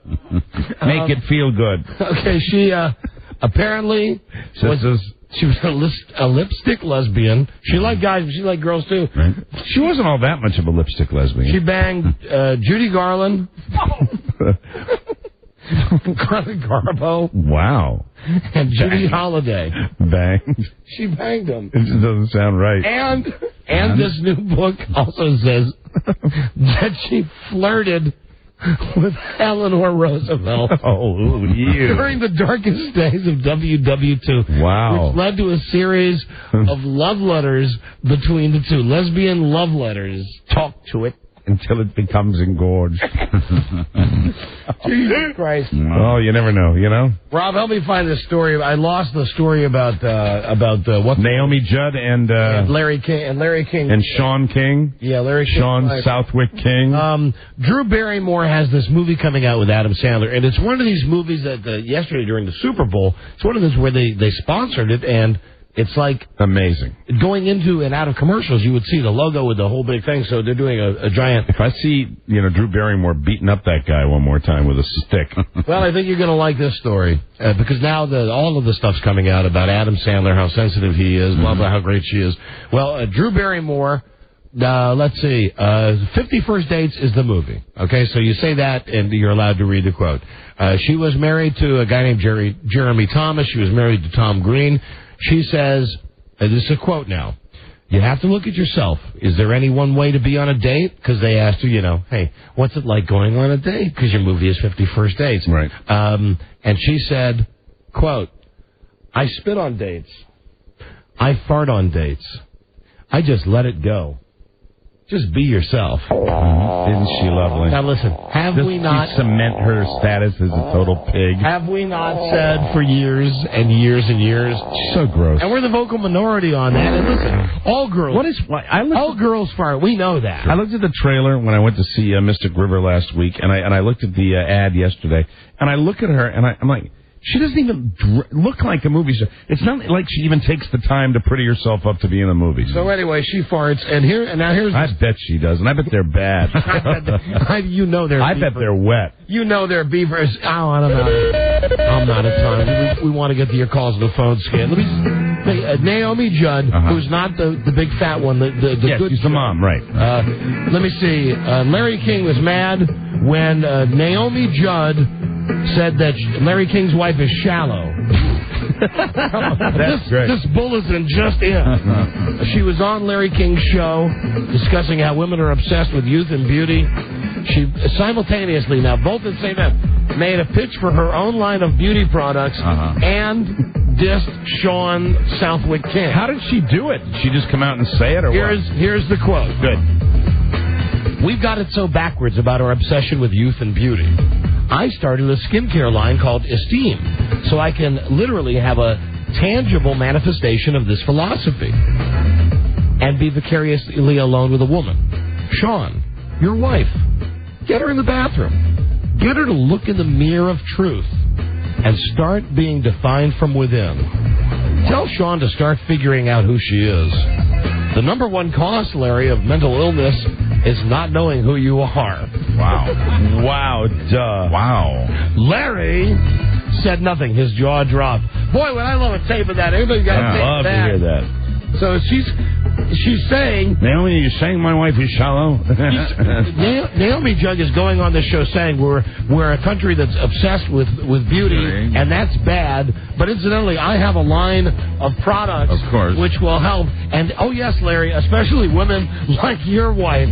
Right, have her look in the mirror and see every line. That's pretty great. You know, I hate to give you any bit of news that maybe makes you feel sympathetic towards Larry King. But that's pretty harsh right there. I can understand him get a little peeved. We got plenty more, but we got to move on now because we have to talk to you. It's been all day, Don. All day, and let's do this thing, this all day sucker. Let's take your calls right now. Amen. On the rotating random phone scan. No phone screening here.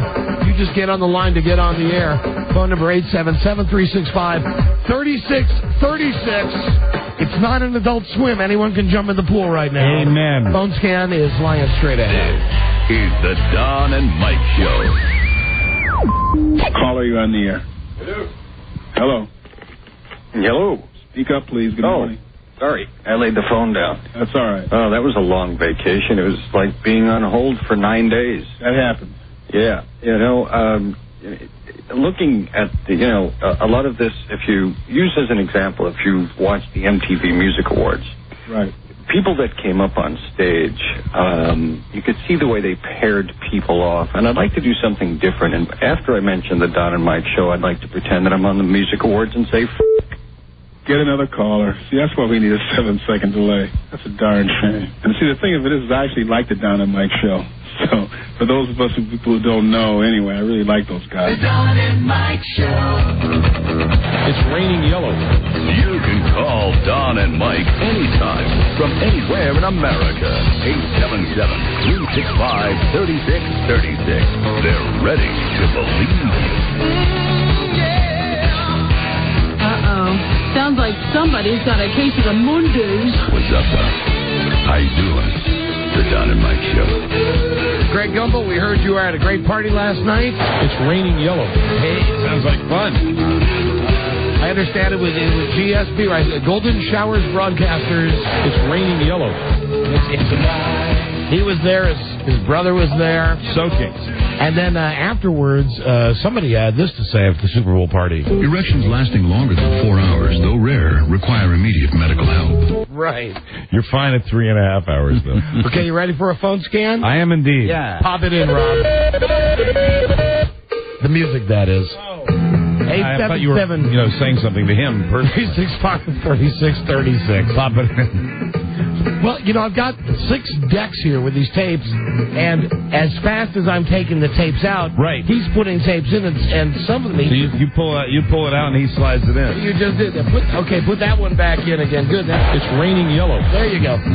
877-365-3636 from anywhere in America. That'll all be fixed once we go digital.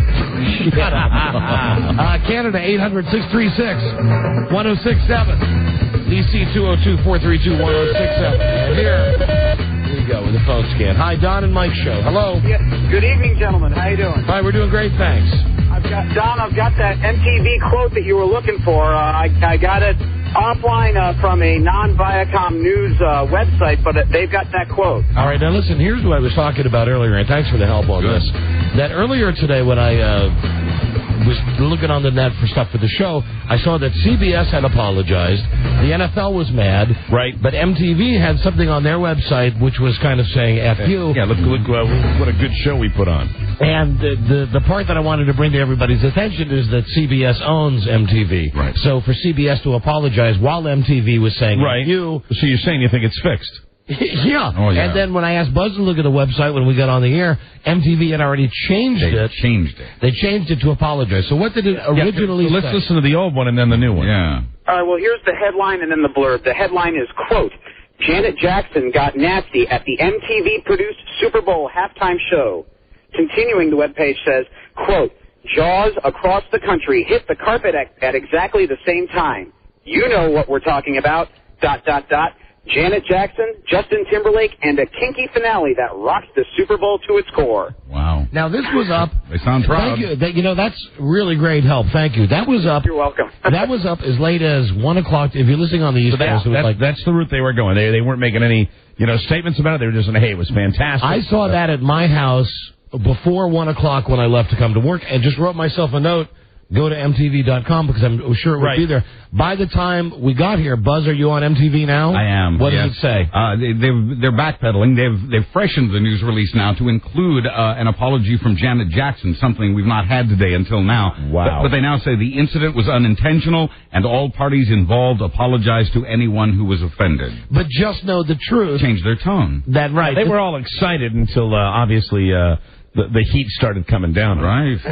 They should be forced to apologizing to working in the song "Mickey" by Tony Basil. This was a crime against humanity. Oh, and I almost forgot the commercials I hated the most. Those dudes from the Monster Garage. Yeah. They sucked. I mean, forget the fact that we had a feud with AOL about our contest. Right. Yuck. My friend, listen, for coming up with that information, I got something for you. What's your name? My name is Brian. Brian, where are you from? I'm from Severna Park. Beautiful. So you're listening on 105.7. Right, in Baltimore. You've won the American Wedding prize pack. American Wedding, watch it tonight on Comcast Cable in the demand pay-per-view. Watch for your chance to win a room full of furniture from Ashley Furniture. Plus, do you have a mom, a grandma? Yeah, I do. Right. I have both. And you're very close to them? Yes.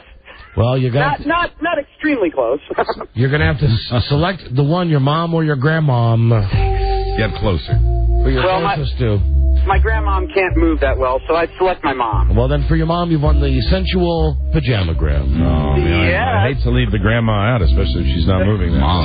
The pajamagram for any occasion. Call 1-800-GIVE-PJs or go to pajamagram.com. They're easy to slide on. Thank you. You're a great audience. You are a great caller. Thank you. And the silk makes them move. Yeah, you can slide them right up there. Slide them right in and off. Just lift her up a little bit. Thanks. Hold on. That's a good call. You guys are great. Thank you for doing the MTV read. She can have the chocolate.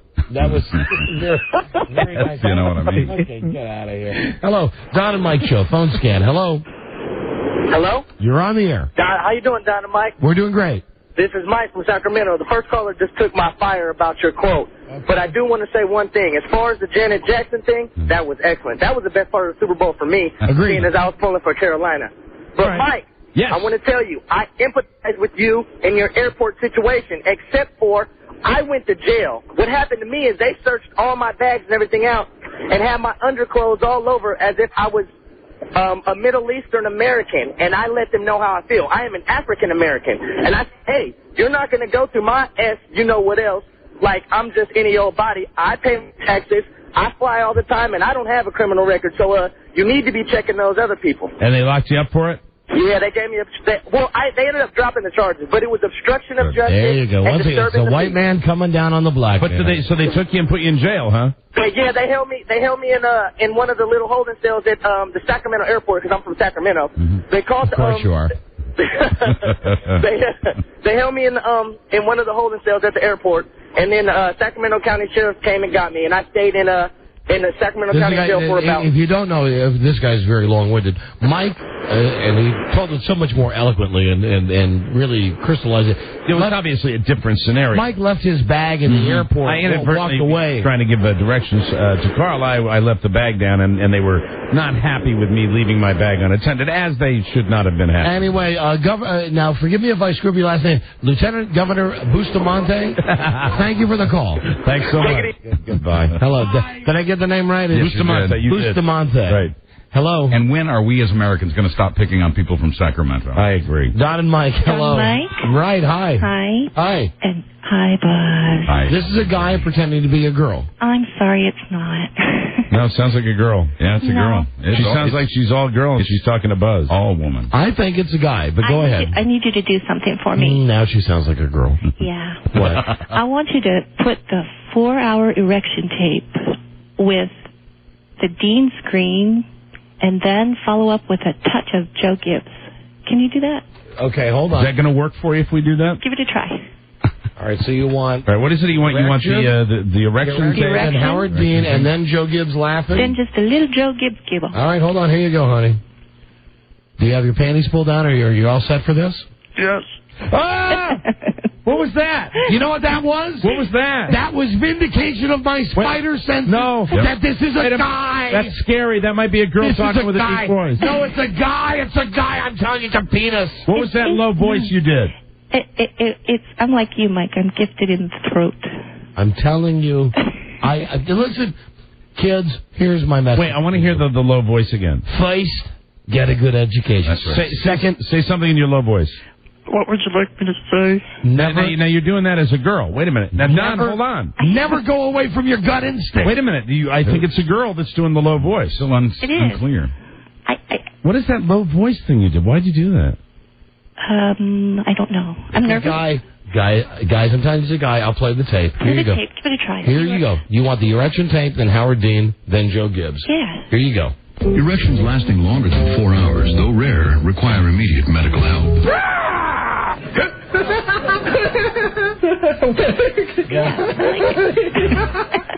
that what you wanted? That's good.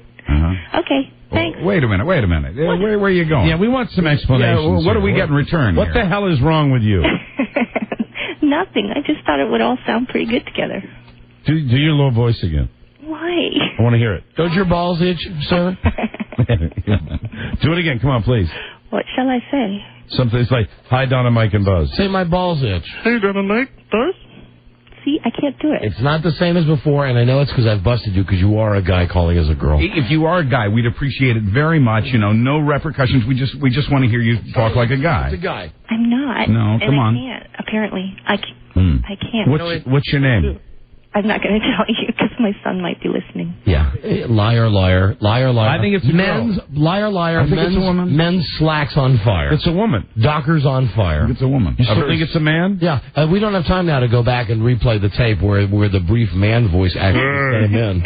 But I know what's going on. That's like an exorcist voice. I know what's going on there. Watch out for jock itch. Thank you. Goodbye, sir. Bye-bye. Bye-bye. I was really, even though I think it's a woman, I was really up there. Yeah. Bye. Hello, Don and Mike, phone scan. Hello. Hello, happy Groundhog Day. Now this is a woman. Here you go. You're on the air. How you doing, guys? Hi, honey. What's your little pretty head worried about now? Well, actually, I just recently got engaged to my girlfriend of 3 years. Right. And I'm looking for advice. So you called us. Why do people look for advice from really? Why would you want advice from anybody in this room? All three of us that are currently married are hanging on by our fingernails, and Mike over there is going out with. Mike. You know what? What? I'm out of underage teen stars. Oh, Hillary Duff. I already used Hillary Duff. Oh, right. That's the same. Well, you're not going to get any help over here. Yeah. Well, why are you looking for help here? Well, I just respect you guys. Well, that's nice.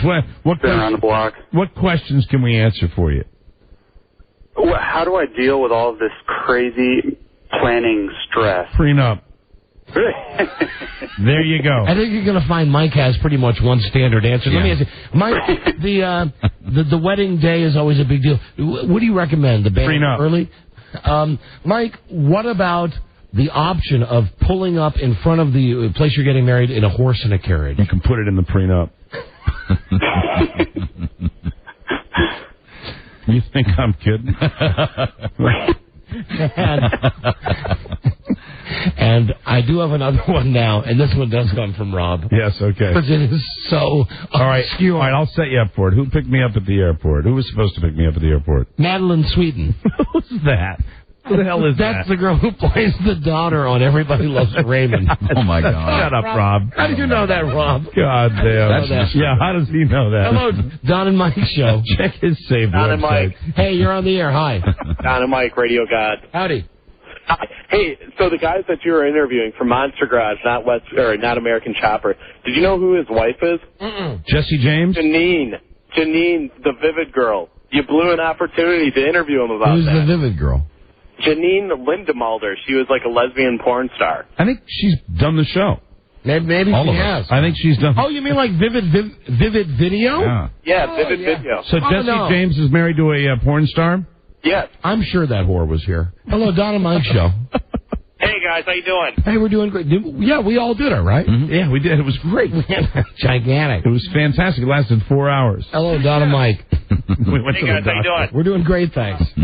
Good. Listen, guys, would you please get your asses up here to Canada, do some appearances? Sure. You've got tons of fans up Done. That's going to happen. Yeah, I'd love right. to see you guys down here. Count on that. Done and done. Count on that. Why not? We're You guys, coming. seriously. All right, good. Toronto. Pardon me? Toronto. We're coming to Toronto. He's requested we put Toronto on our itinerary. I'd love to go to Toronto. We're not even on in Canada. Were you listening on... You guys, we got you from WB. We get you from a Buffalo station, which sucks, but we get you guys good enough. Trust me, you guys got tons of fans down here. All my buddies, everyone at work, so we all listen to you guys. See? Huge fans. Do you see? All right, thank you. Thank you. All right. Well, That's very nice Okay. of you. Very nice. My Canadian brother. All right, bye-bye. Thank you. All right, see Ciao, you. guys. See you. Bye-bye. When are we going to Canada, Don? Never. Oh, right after we go back to Sacramento, Mike. How's that? Hey, I'll accept that. Hello, Don and Mike. What, Robbie? Just getting ready to invade. That's Hello. what you're doing Another up there. fellow Canadian. Another Canadian guy. Hello. Another fellow Canadian. Look at that. Hi there. There's a horror story from the Toronto airport. All right, go ahead. Coming back from the Super Bowl and left my bag, went to the washroom. My girlfriend leaves her bag as well. Didn't realize I left mine there, so she grabbed hers, left mine by itself. I come back, no bag. Airport security is calling for my name. Come see them. Blah, blah, blah. They find a bunch of fruit in the bag that I brought from the hotel. They kept me there for 9 hours. Yeah. 9 hours. Somebody taking that fruit. My ass is swollen. Wow. The rubber glove theory, boys. The rubber glove. Are you kidding me? Did the body cavity search? BCS? The body cavity. Wow. Wow, they gave him Body cavity. Find How any more severe fruit? is that? They gave him the BCS. Well, just because it brought a Yeah, couple. I had a banana. They could have used that. It would have been Get out of easier. here. Thank you for the call. Hello, Don and Mike show. Phone scan. Good afternoon, my radio buddies. Don. Hey, my friend. I have the video from the streaker in the Super Bowl. This is East Coast Bob.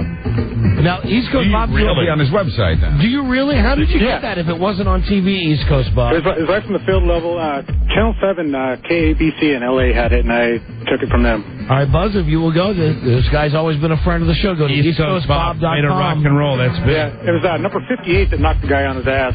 Number 58 for the Yeah, Patriots. All right. linebacker. Thank you, East Coast Bob. Bye-bye. Thank you. Man, he's always thinking. You want to see the streaker? Go there. Right. Hello, Don and Mike show. Phone scan.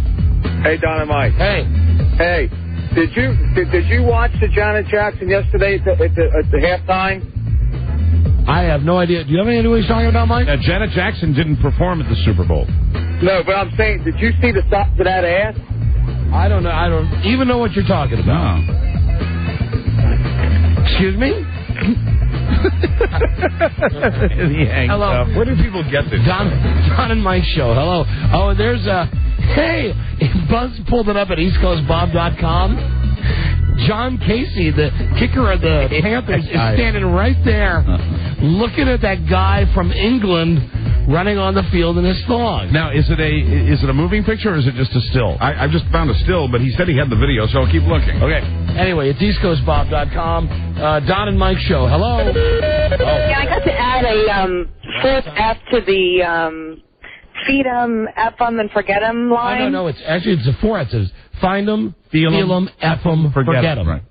Well, the guy that you had on for the Mommy's book or something, well, for the Super Bowl, we did feed 'em, F 'em, football, forget 'em.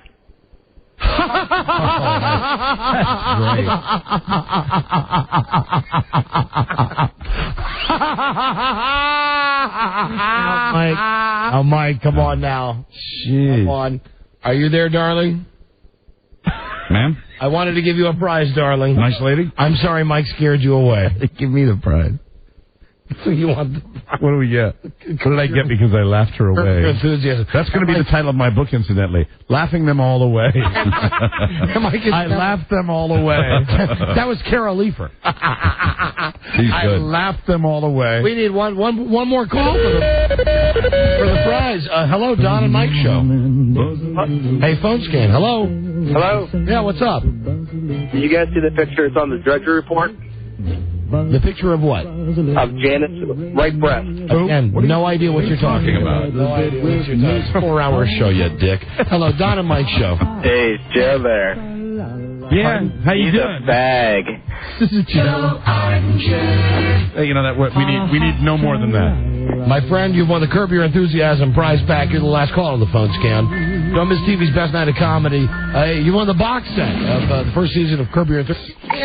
You little dink. You can't say the S word. What's wrong with you? What the hell Sorry, is wrong man. with you? Are you high? No. Cut it out. No Just problem. said Said it again. The guy just said, your show's great. That's great ass. Great ass. In a world where owning a radio was strictly forbidden, one man found a way to bring good news. Laughing them away. It's me. He made it up. And but I heard you like the soup Nazi. Yeah. No prize for you. No prize for No prize for you. That kind of behavior will not be rewarded. Right. Prize for you. Guy said the S-bomb twice. That's He right. made us laugh. Buzz, what is your lead on the news and comments today? Patriots fans tear up the town. Yeah, now that's an American tradition. Absolutely. Burn it. That's an American Stay tradition. tuned for news and comments coming up on the Don and Mike Show. My show. Grab it by the base and light it on fire. That's some good ass, man. That was all very professional. This is the Don and Mike Show. What's the word from Planet Crackpot? The Don and Mike Show. Bow to their capricious whims. Don Geronimo and Mike O'Mara. Let me mention, before we go to Buzz, Buzz's news brought to you by Verimax Sexual Pleasure Performance Enhancer. Someone called for a doctor? Clinically tested, doctor-developed Verimax works. Get it right at GNC. Other select retailers. Try it today. Verimax, 1-888 try VMAX. Tomorrow on the show, we're going to get this guy on. Maybe you heard him last week.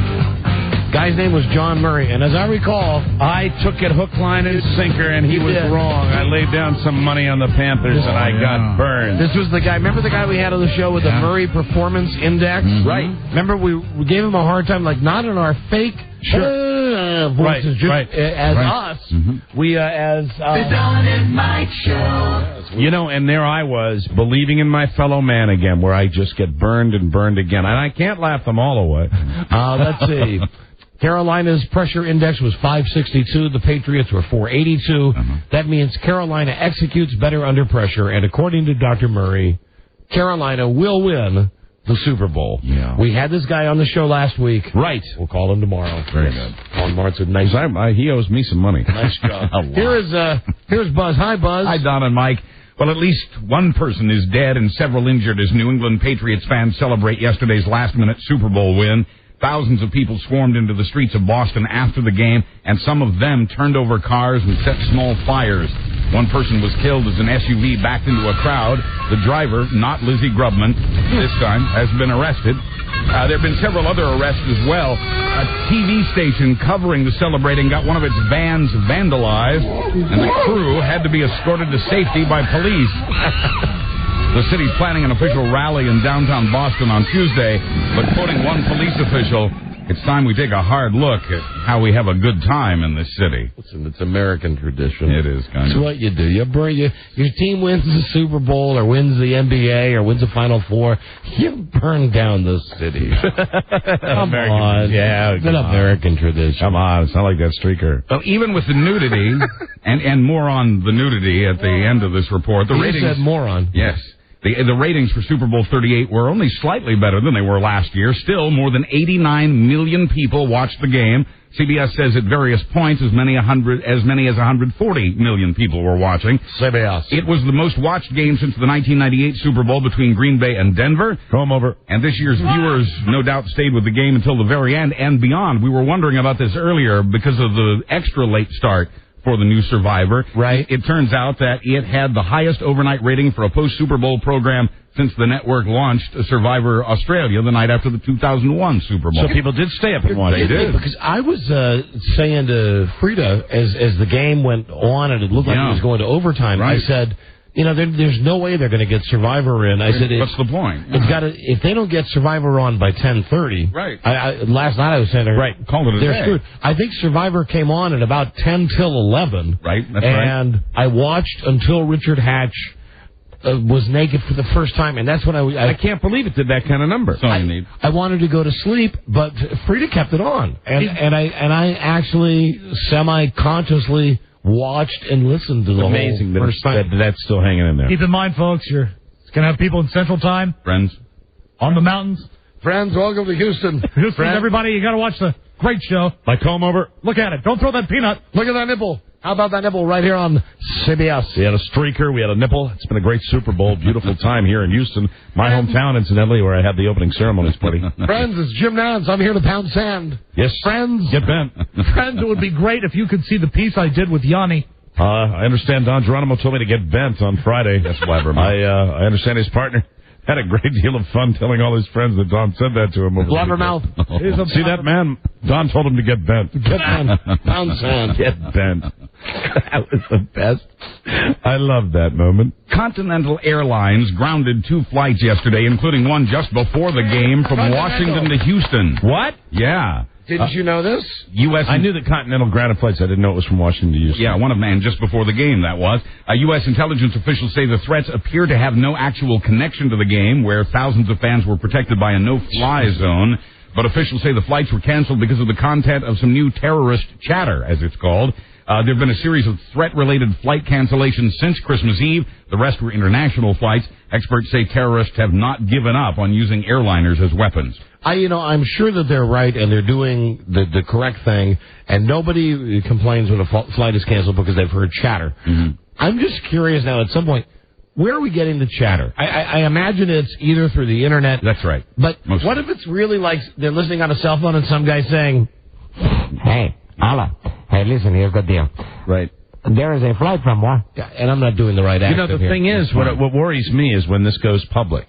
Right. I think they ought to keep it quiet. I really do. And I think if they are getting decent intelligence on these flights that they're planning to mess around with, they shouldn't release that to the media. They should do you know that yesterday... Cancel a flight, say it's engine trouble, and that's it. At the Houston airport yesterday, as we were getting on the airplane to fly back to D.C., as we were all getting in before, and I'll say this, it was before we could run off the plane. They had shut the doors, and that's when the stewardess said, at least the people that I was sitting around, she said, we're all very lucky to be getting out of Houston. That I think that they're not going to allow a flight from Washington in here today, and they had second thoughts about letting this flight leave because there was a problem with the return flight coming back. So we were lucky to get out of there. Yeah. But even if it had been canceled, do you agree though if these people, if Al Qaeda is really doing this, and they're trying to figure out who their mole is, who their sources are, that when it's broadcast to everybody, it's that's how they find out. Yeah, I think they picked most of it up off the internet, is what I've heard. Anyway, and you can believe everything on the internet. That's right. Barry Manilow is in a Palm Springs hospital after being rushed there with chest pains. Don, it's going to be all right. Don, come on. Come on, get your stuff Just together. the bastard, Buzz. Now, I had this story, and I told you I wasn't going to use that. We've got a little more show to do, Don. Try to keep it together. It happened Saturday after Manilow. He's going to be all right. You know why it happened? Why? Because it was something to do with well, you have the story, Philly. It's under the rights of the songs. That's right. Give us the story, babe. It happened after Manilow returned from New York. This is too happy, Rob. Give me some sad Manilow. I don't have Mandy is pretty then sad. give me nothing. Manilow was there fighting in New York, that is, fighting in court over a musical he's co-written. And although the play is called Harmony, it's been anything but that. It's called, the name of the play is called Chest Pain. That would sell. Clay Aiken, I want to cornhole you. In fact, Manilow's publicist says the chest pains came at the end of, quote, 2 of the most grueling days of arbitration over the lawsuit. The musical story takes place during the Third Reich and opened in California to mixed reviews. Hold on, you mentioned Third Reich. There's so much going on Rob, in this story. what are you doing? You come running over here right away. Oh, I see. Never mind. He's doing something else. Friends, our prayers go out to Barry Manilow and his wife, if he has one. This is Jim Nance. You go ahead and laugh.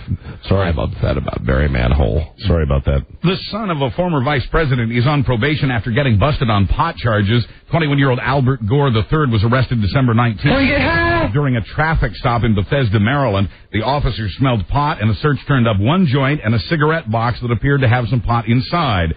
The young Gore and his 2 passengers were each charged with 1 count of possession. Today, the young Gore was sentenced to a year's probation with 3 months of weekly urine tests, 24 hours of community service, 4 educational seminars, and 2 counseling sessions. How did Joe get out of that thing? Because wasn't Joe partying with him that Joe night? was in the car. Yeah. He was one of the people. And the young Mr. Gore also has to avoid being convicted on any other criminal charges for the next year. Me and my buddies, Boomer, Dan, and Dion, we all pass on grass. Good for you, Jim. Thank you. In Chicago, people, especially parents, are being warned about the drug-laced lollipops. Dro-Pops, as they're known on the city's west side, sell for $10 a pop and contain marijuana and PCP. Why do they call them Dro-Pops? Dro-Pops, I don't know. I don't know if that's short for drug or... D-R-O? D-R-O. Dro-Pops. Dro-Pops. And there are kids that might get them and stuff? That's what police say they're especially concerned about, is that a child might see this and think it's candy. Right. Disney. Joe might see it and like knock somebody over getting to it. Disney. And then call at 11:30. How are things in Houston? What are they called? Dro-Pops. Dro-Pops. Mm-hmm. I'll tell you right now, the Azalea Line fairways of Augusta really look good on Dro-Pops. Thank you, Buzz. Thank you, Jim. My radio buddies, Don and Mike, Boomer, Dion, Dan. The last time I checked, weeds were something you pulled out of your backyard, ladies and gentlemen. Dandelions. That's what I think of weed. Don't like to hurt the dandelion radio. Friends, Jim Nance. Why do you think they call it dope? It's dope, okay? Just say no. That's right, Jim. The words of the great Nancy Reagan. Friends, Jim Nance. Jim Nance here. The beautiful stadium, Reliance Stadium. All the pageantry. There's a naked breast. Oh, my God. Friends. Give me my Dro-Pop. Jim Nance, I've just soiled myself. It's raining yellow. I know. The yellow rain coming down on top of Greg Gumbel and Phil Sims. Friends. My radio buddies, Don and Mike. Jim Nance. Friends, Jim Nance. Standing in the upper rafters. Let one go. That's right. It's raining yellow. Thank you, Greg. I'm up here at the top of Reliance Stadium, my number 1, cascading down on all the patrons, the fine people trying to enjoy Houston as they're showered with bits of Nance. Arlo. My number 3. Arlo will tell us why they're called Dro-Pops. Oh, good. Arlo. Hey, Don and Mike. Hey. Good reefer is grown hydroponically, and a slang term for it is dro, like hydro. And the pops contain THC. Well, I'll tell you this, my young druggy friend. I will not, in fact, get bent. What do you think of that? Pound sand, Jim. Pound sand. Time to go. Back to Reliance Stadium and my hydroponically grown pot. It's good stuff here. Don't you think so, Boomer, Dion, Dan? It's raining yellow. Raining yellow. Yes, sirree. That's time for my test. All right. Dro-Pop, get out of here. Dro-Pop. Goodbye. Disney has been fired. After finding success with Finding Nemo, Disney has now lost its deal with the company that brought it computer-animated hit cartoons. Pixar? And Pixar. this is what is so great, because Pixar really was carrying money. Yeah. Disney. I mean, they slapped that Walt Disney signature on it. But that's really an independent studio. That's right. But really what Disney is all about now is not that I'm not all-American, not that I didn't think the Miracle on Ice was great, but have you seen the awful commercials? What, you got a joke? What is it? Armin Katsane, can you see my balls? The commercials. I love that Pixar animation. Finding Nemo. I know you did, Toy Jim. Story, and all the good ones. Yeah. That's right. Ice Age. Ice Age, is that Pixar? No, Bugs Life, though. Bugs Life, yeah. Terrific stuff. Monsters, Inc. Great, Monsters, Inc. Good products. What about Monsters Ball? Did you see that one? Stained with yellow. Did you see Monsters Ball? Monsters Ball, yes, fantastic. Make me feel good. Well, Pixar, which gave Disney those hits, raining yellow, says it's walked away from the negotiating after 10 months of locking horns with Disney over money. Shock! Quoting a Pixar spokesman, we're moving on. Pixar will now enter talks with Fox, Sony, and Warner Brothers for its future projects. I'm sorry. I guess we will have to simply part company. Lick it, Bonnie. Walt Disney's dead. Roy Disney's out of a job, but Michael Eisner just got a 20% raise. His pay package now totals $7.3 million. Wow. All this while Disney tries to cut a deal with the Federal Securities and Exchange Commission over charges it didn't disclose some transactions. And Disney earnings were up only 2.5% last year. I thought we retired this. Please don't. We'll never retire this. Mr. Eisner, Smith here. Hi, Smith. Smith, I'm very upset about this Pixar news. I'm stressed out. It's been a tremendous negotiation. Smith, I need your help. Sir, I have a problem in Tomorrowland. What's the problem? I have many problems on my plate, Smith. There's a man named Jim Nance. He's leaning over one of the barricades, and, sir, I don't know how to put this politely, sir. I know that it's something you and I have done in the comfort of our boudoir, but, sir, well, let me put on Greg Gumbel. Greg? It's raining yellow. It's raining yellow, Smith. Sir? My hog is dripping, Smith. I'm so turned on right now, sir. Smith, come up to my office. I've got the hot tub filled with tapioca. You know all the crap about Pixar, sir? Yes, I'm very stressed out. I need you to give me a back rub. Take it out of my rump, sir. I will. Come up and grab the base of it. Take out all your frustration. My rump roast. Smith. Yes, sir. Get up to the office as soon as you can and wipe my drips. Thank you, Smith. Do you want your pop? My Dro Pop. Your Dro? I forgot the name. My hydroponically grown pop. Dro Pop. My lollipop. Hey, sir. Yes, Smith. How about that Janet Jackson teat? Yeah, I loved it, Smith. You know that. I love me the Janet Jackson. I thought it was disgusting. I thought of you the whole time. That's right, Smith. Come up here and do me. Smith out. Love you, sir. Love you. Smith and Eisner. Goodbye. Roy Disney, meanwhile, is taking his campaign to the streets. Roy, who co-founded the Disney company with his brother Walt 50 years ago. Hi, Eisner. Still here. It's drip time. Roy, and don't forget the other Disney brother. Yes? Leroy. Roy and Leroy. Leroy Disney. Oh, Leroy. Not Leroy. Leroy. Hello there. Leroy Hey, Disney. Mr. Eisner. How are you, Leroy? I am pissed off. Why's that, Leroy? What's the problem? You got a thing against the black man, the white man, the yellow man, the red man. You keep all of us down. No, Leroy, it's not true. I'm just cheap. Lick it. Thank you. Eisner and Leroy. Where my lollipop? It's in my pocket. Come and get it. Just plain Roy, who co-founded the company with his brother Walt 50 years ago, was recently squeezed out of the Disney board of directors. They didn't like all his talk about the faded quality of Disney products and the value. Oh, this is Leroy Disney. Let me tell you, we're going to be making some changes at Disney World. This is Leroy Disney. The board, my cartoon buddy Roy Disney. The board didn't like Roy's talk about the value people once expected from all things Disney. Roy now runs a website called SaveDisney.com, and he appears at Disney memorabilia conventions, spreading the word about the evils of Eisner and getting standing ovations in the process. Join me on my shizzle-mizzle ride. Especially when he talks about families getting their money's worth from Disney. The Disney board says Roy's accusations are untrue and unwarranted. Mr. Eisner has no comment. Leroy, I need you to help me with the final negotiations with Pick Sizzle. Little Leroy Disney, join me at Sprizzle Mountain. And the firefighters who work for the local government known as Disney are up in arms. Mostly, these guys just save passengers from broken rides and treat people for heat stroke. Hello, this is Mayor Leroy Disney. What is the problem? But there are 142 of these firefighters at Disney World alone, and the government that employs them is as big or bigger than many towns in this country. Leroy Disney, the daddy, I miss you so much. You adopted me, and now you're frozen. Hey, get yourself down to the Haunted Mizzle. These guys have worked without a contract for 2 years. They're not happy about the wage and benefit proposals that have been made by management, and their union leaders say they've been harassed. Quoting 15-year veteran of the force, other fire departments can petition the mayor. They can campaign or influence the election. Brave soldiers, one and all, Dan Dion. We don't have that opportunity here. But the firefighters are now going to their state lawmakers who set up the Disney government in Florida. Those who serve Jim Nance with Leroy. What up, honky? How you doing? Thank you for joining us right here F you. On CB-Izzle. What is wrong with your hair? I got a comb over. Hello. Leroy Disney here. Buzz, yes. What is next on your Shizzle News? Coming up, Gray Davis goes after Arnold Schwarzenegger's old job. Oh. Okay, all right, stay tuned.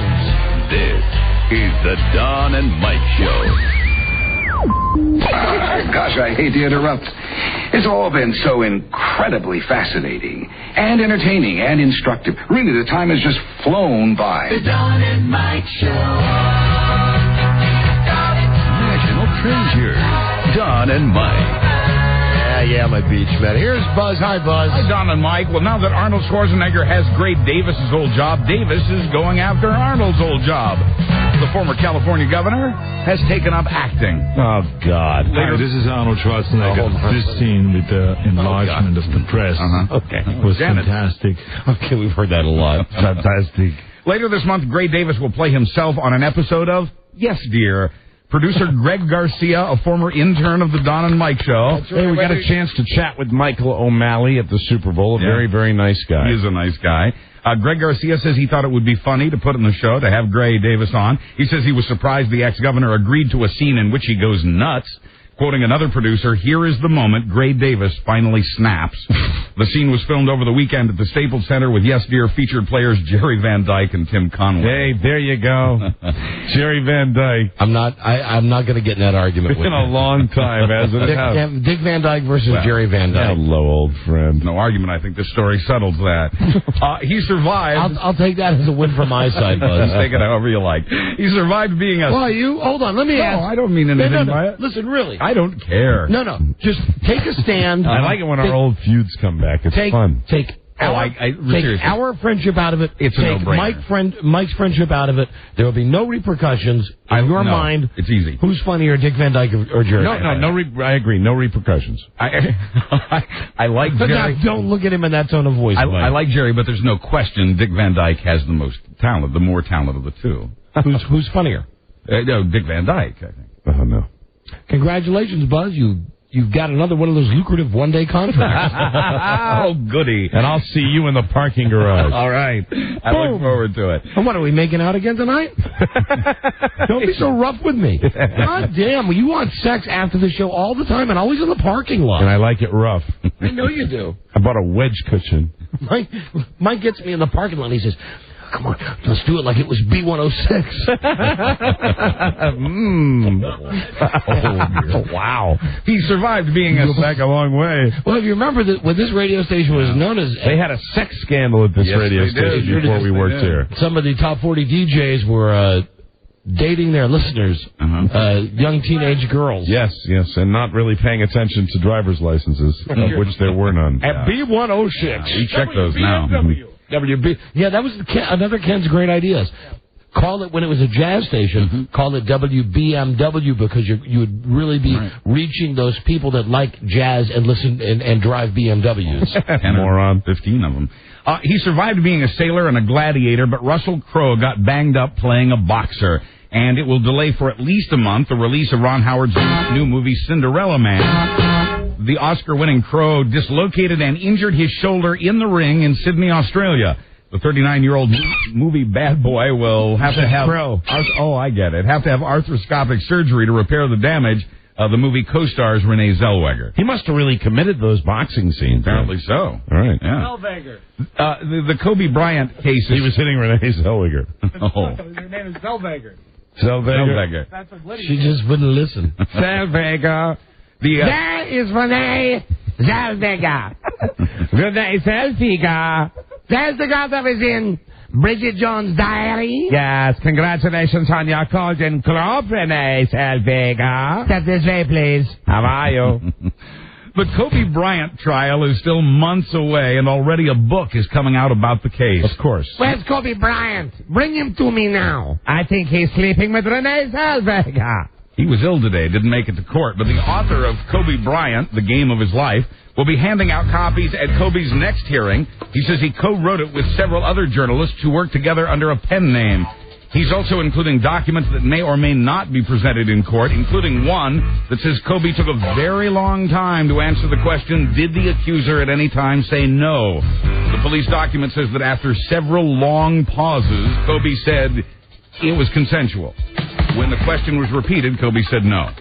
Where's Mrs. Blaine's box of capsules? What does that have to do with I thought he might say no. The book also points out that the accuser had sex with two other men around the time of the alleged rape, one before and one after her encounter with Kobe. So he's too sick to go to the hearing today. Couldn't make it today. Couldn't make it on time. Mm-hmm.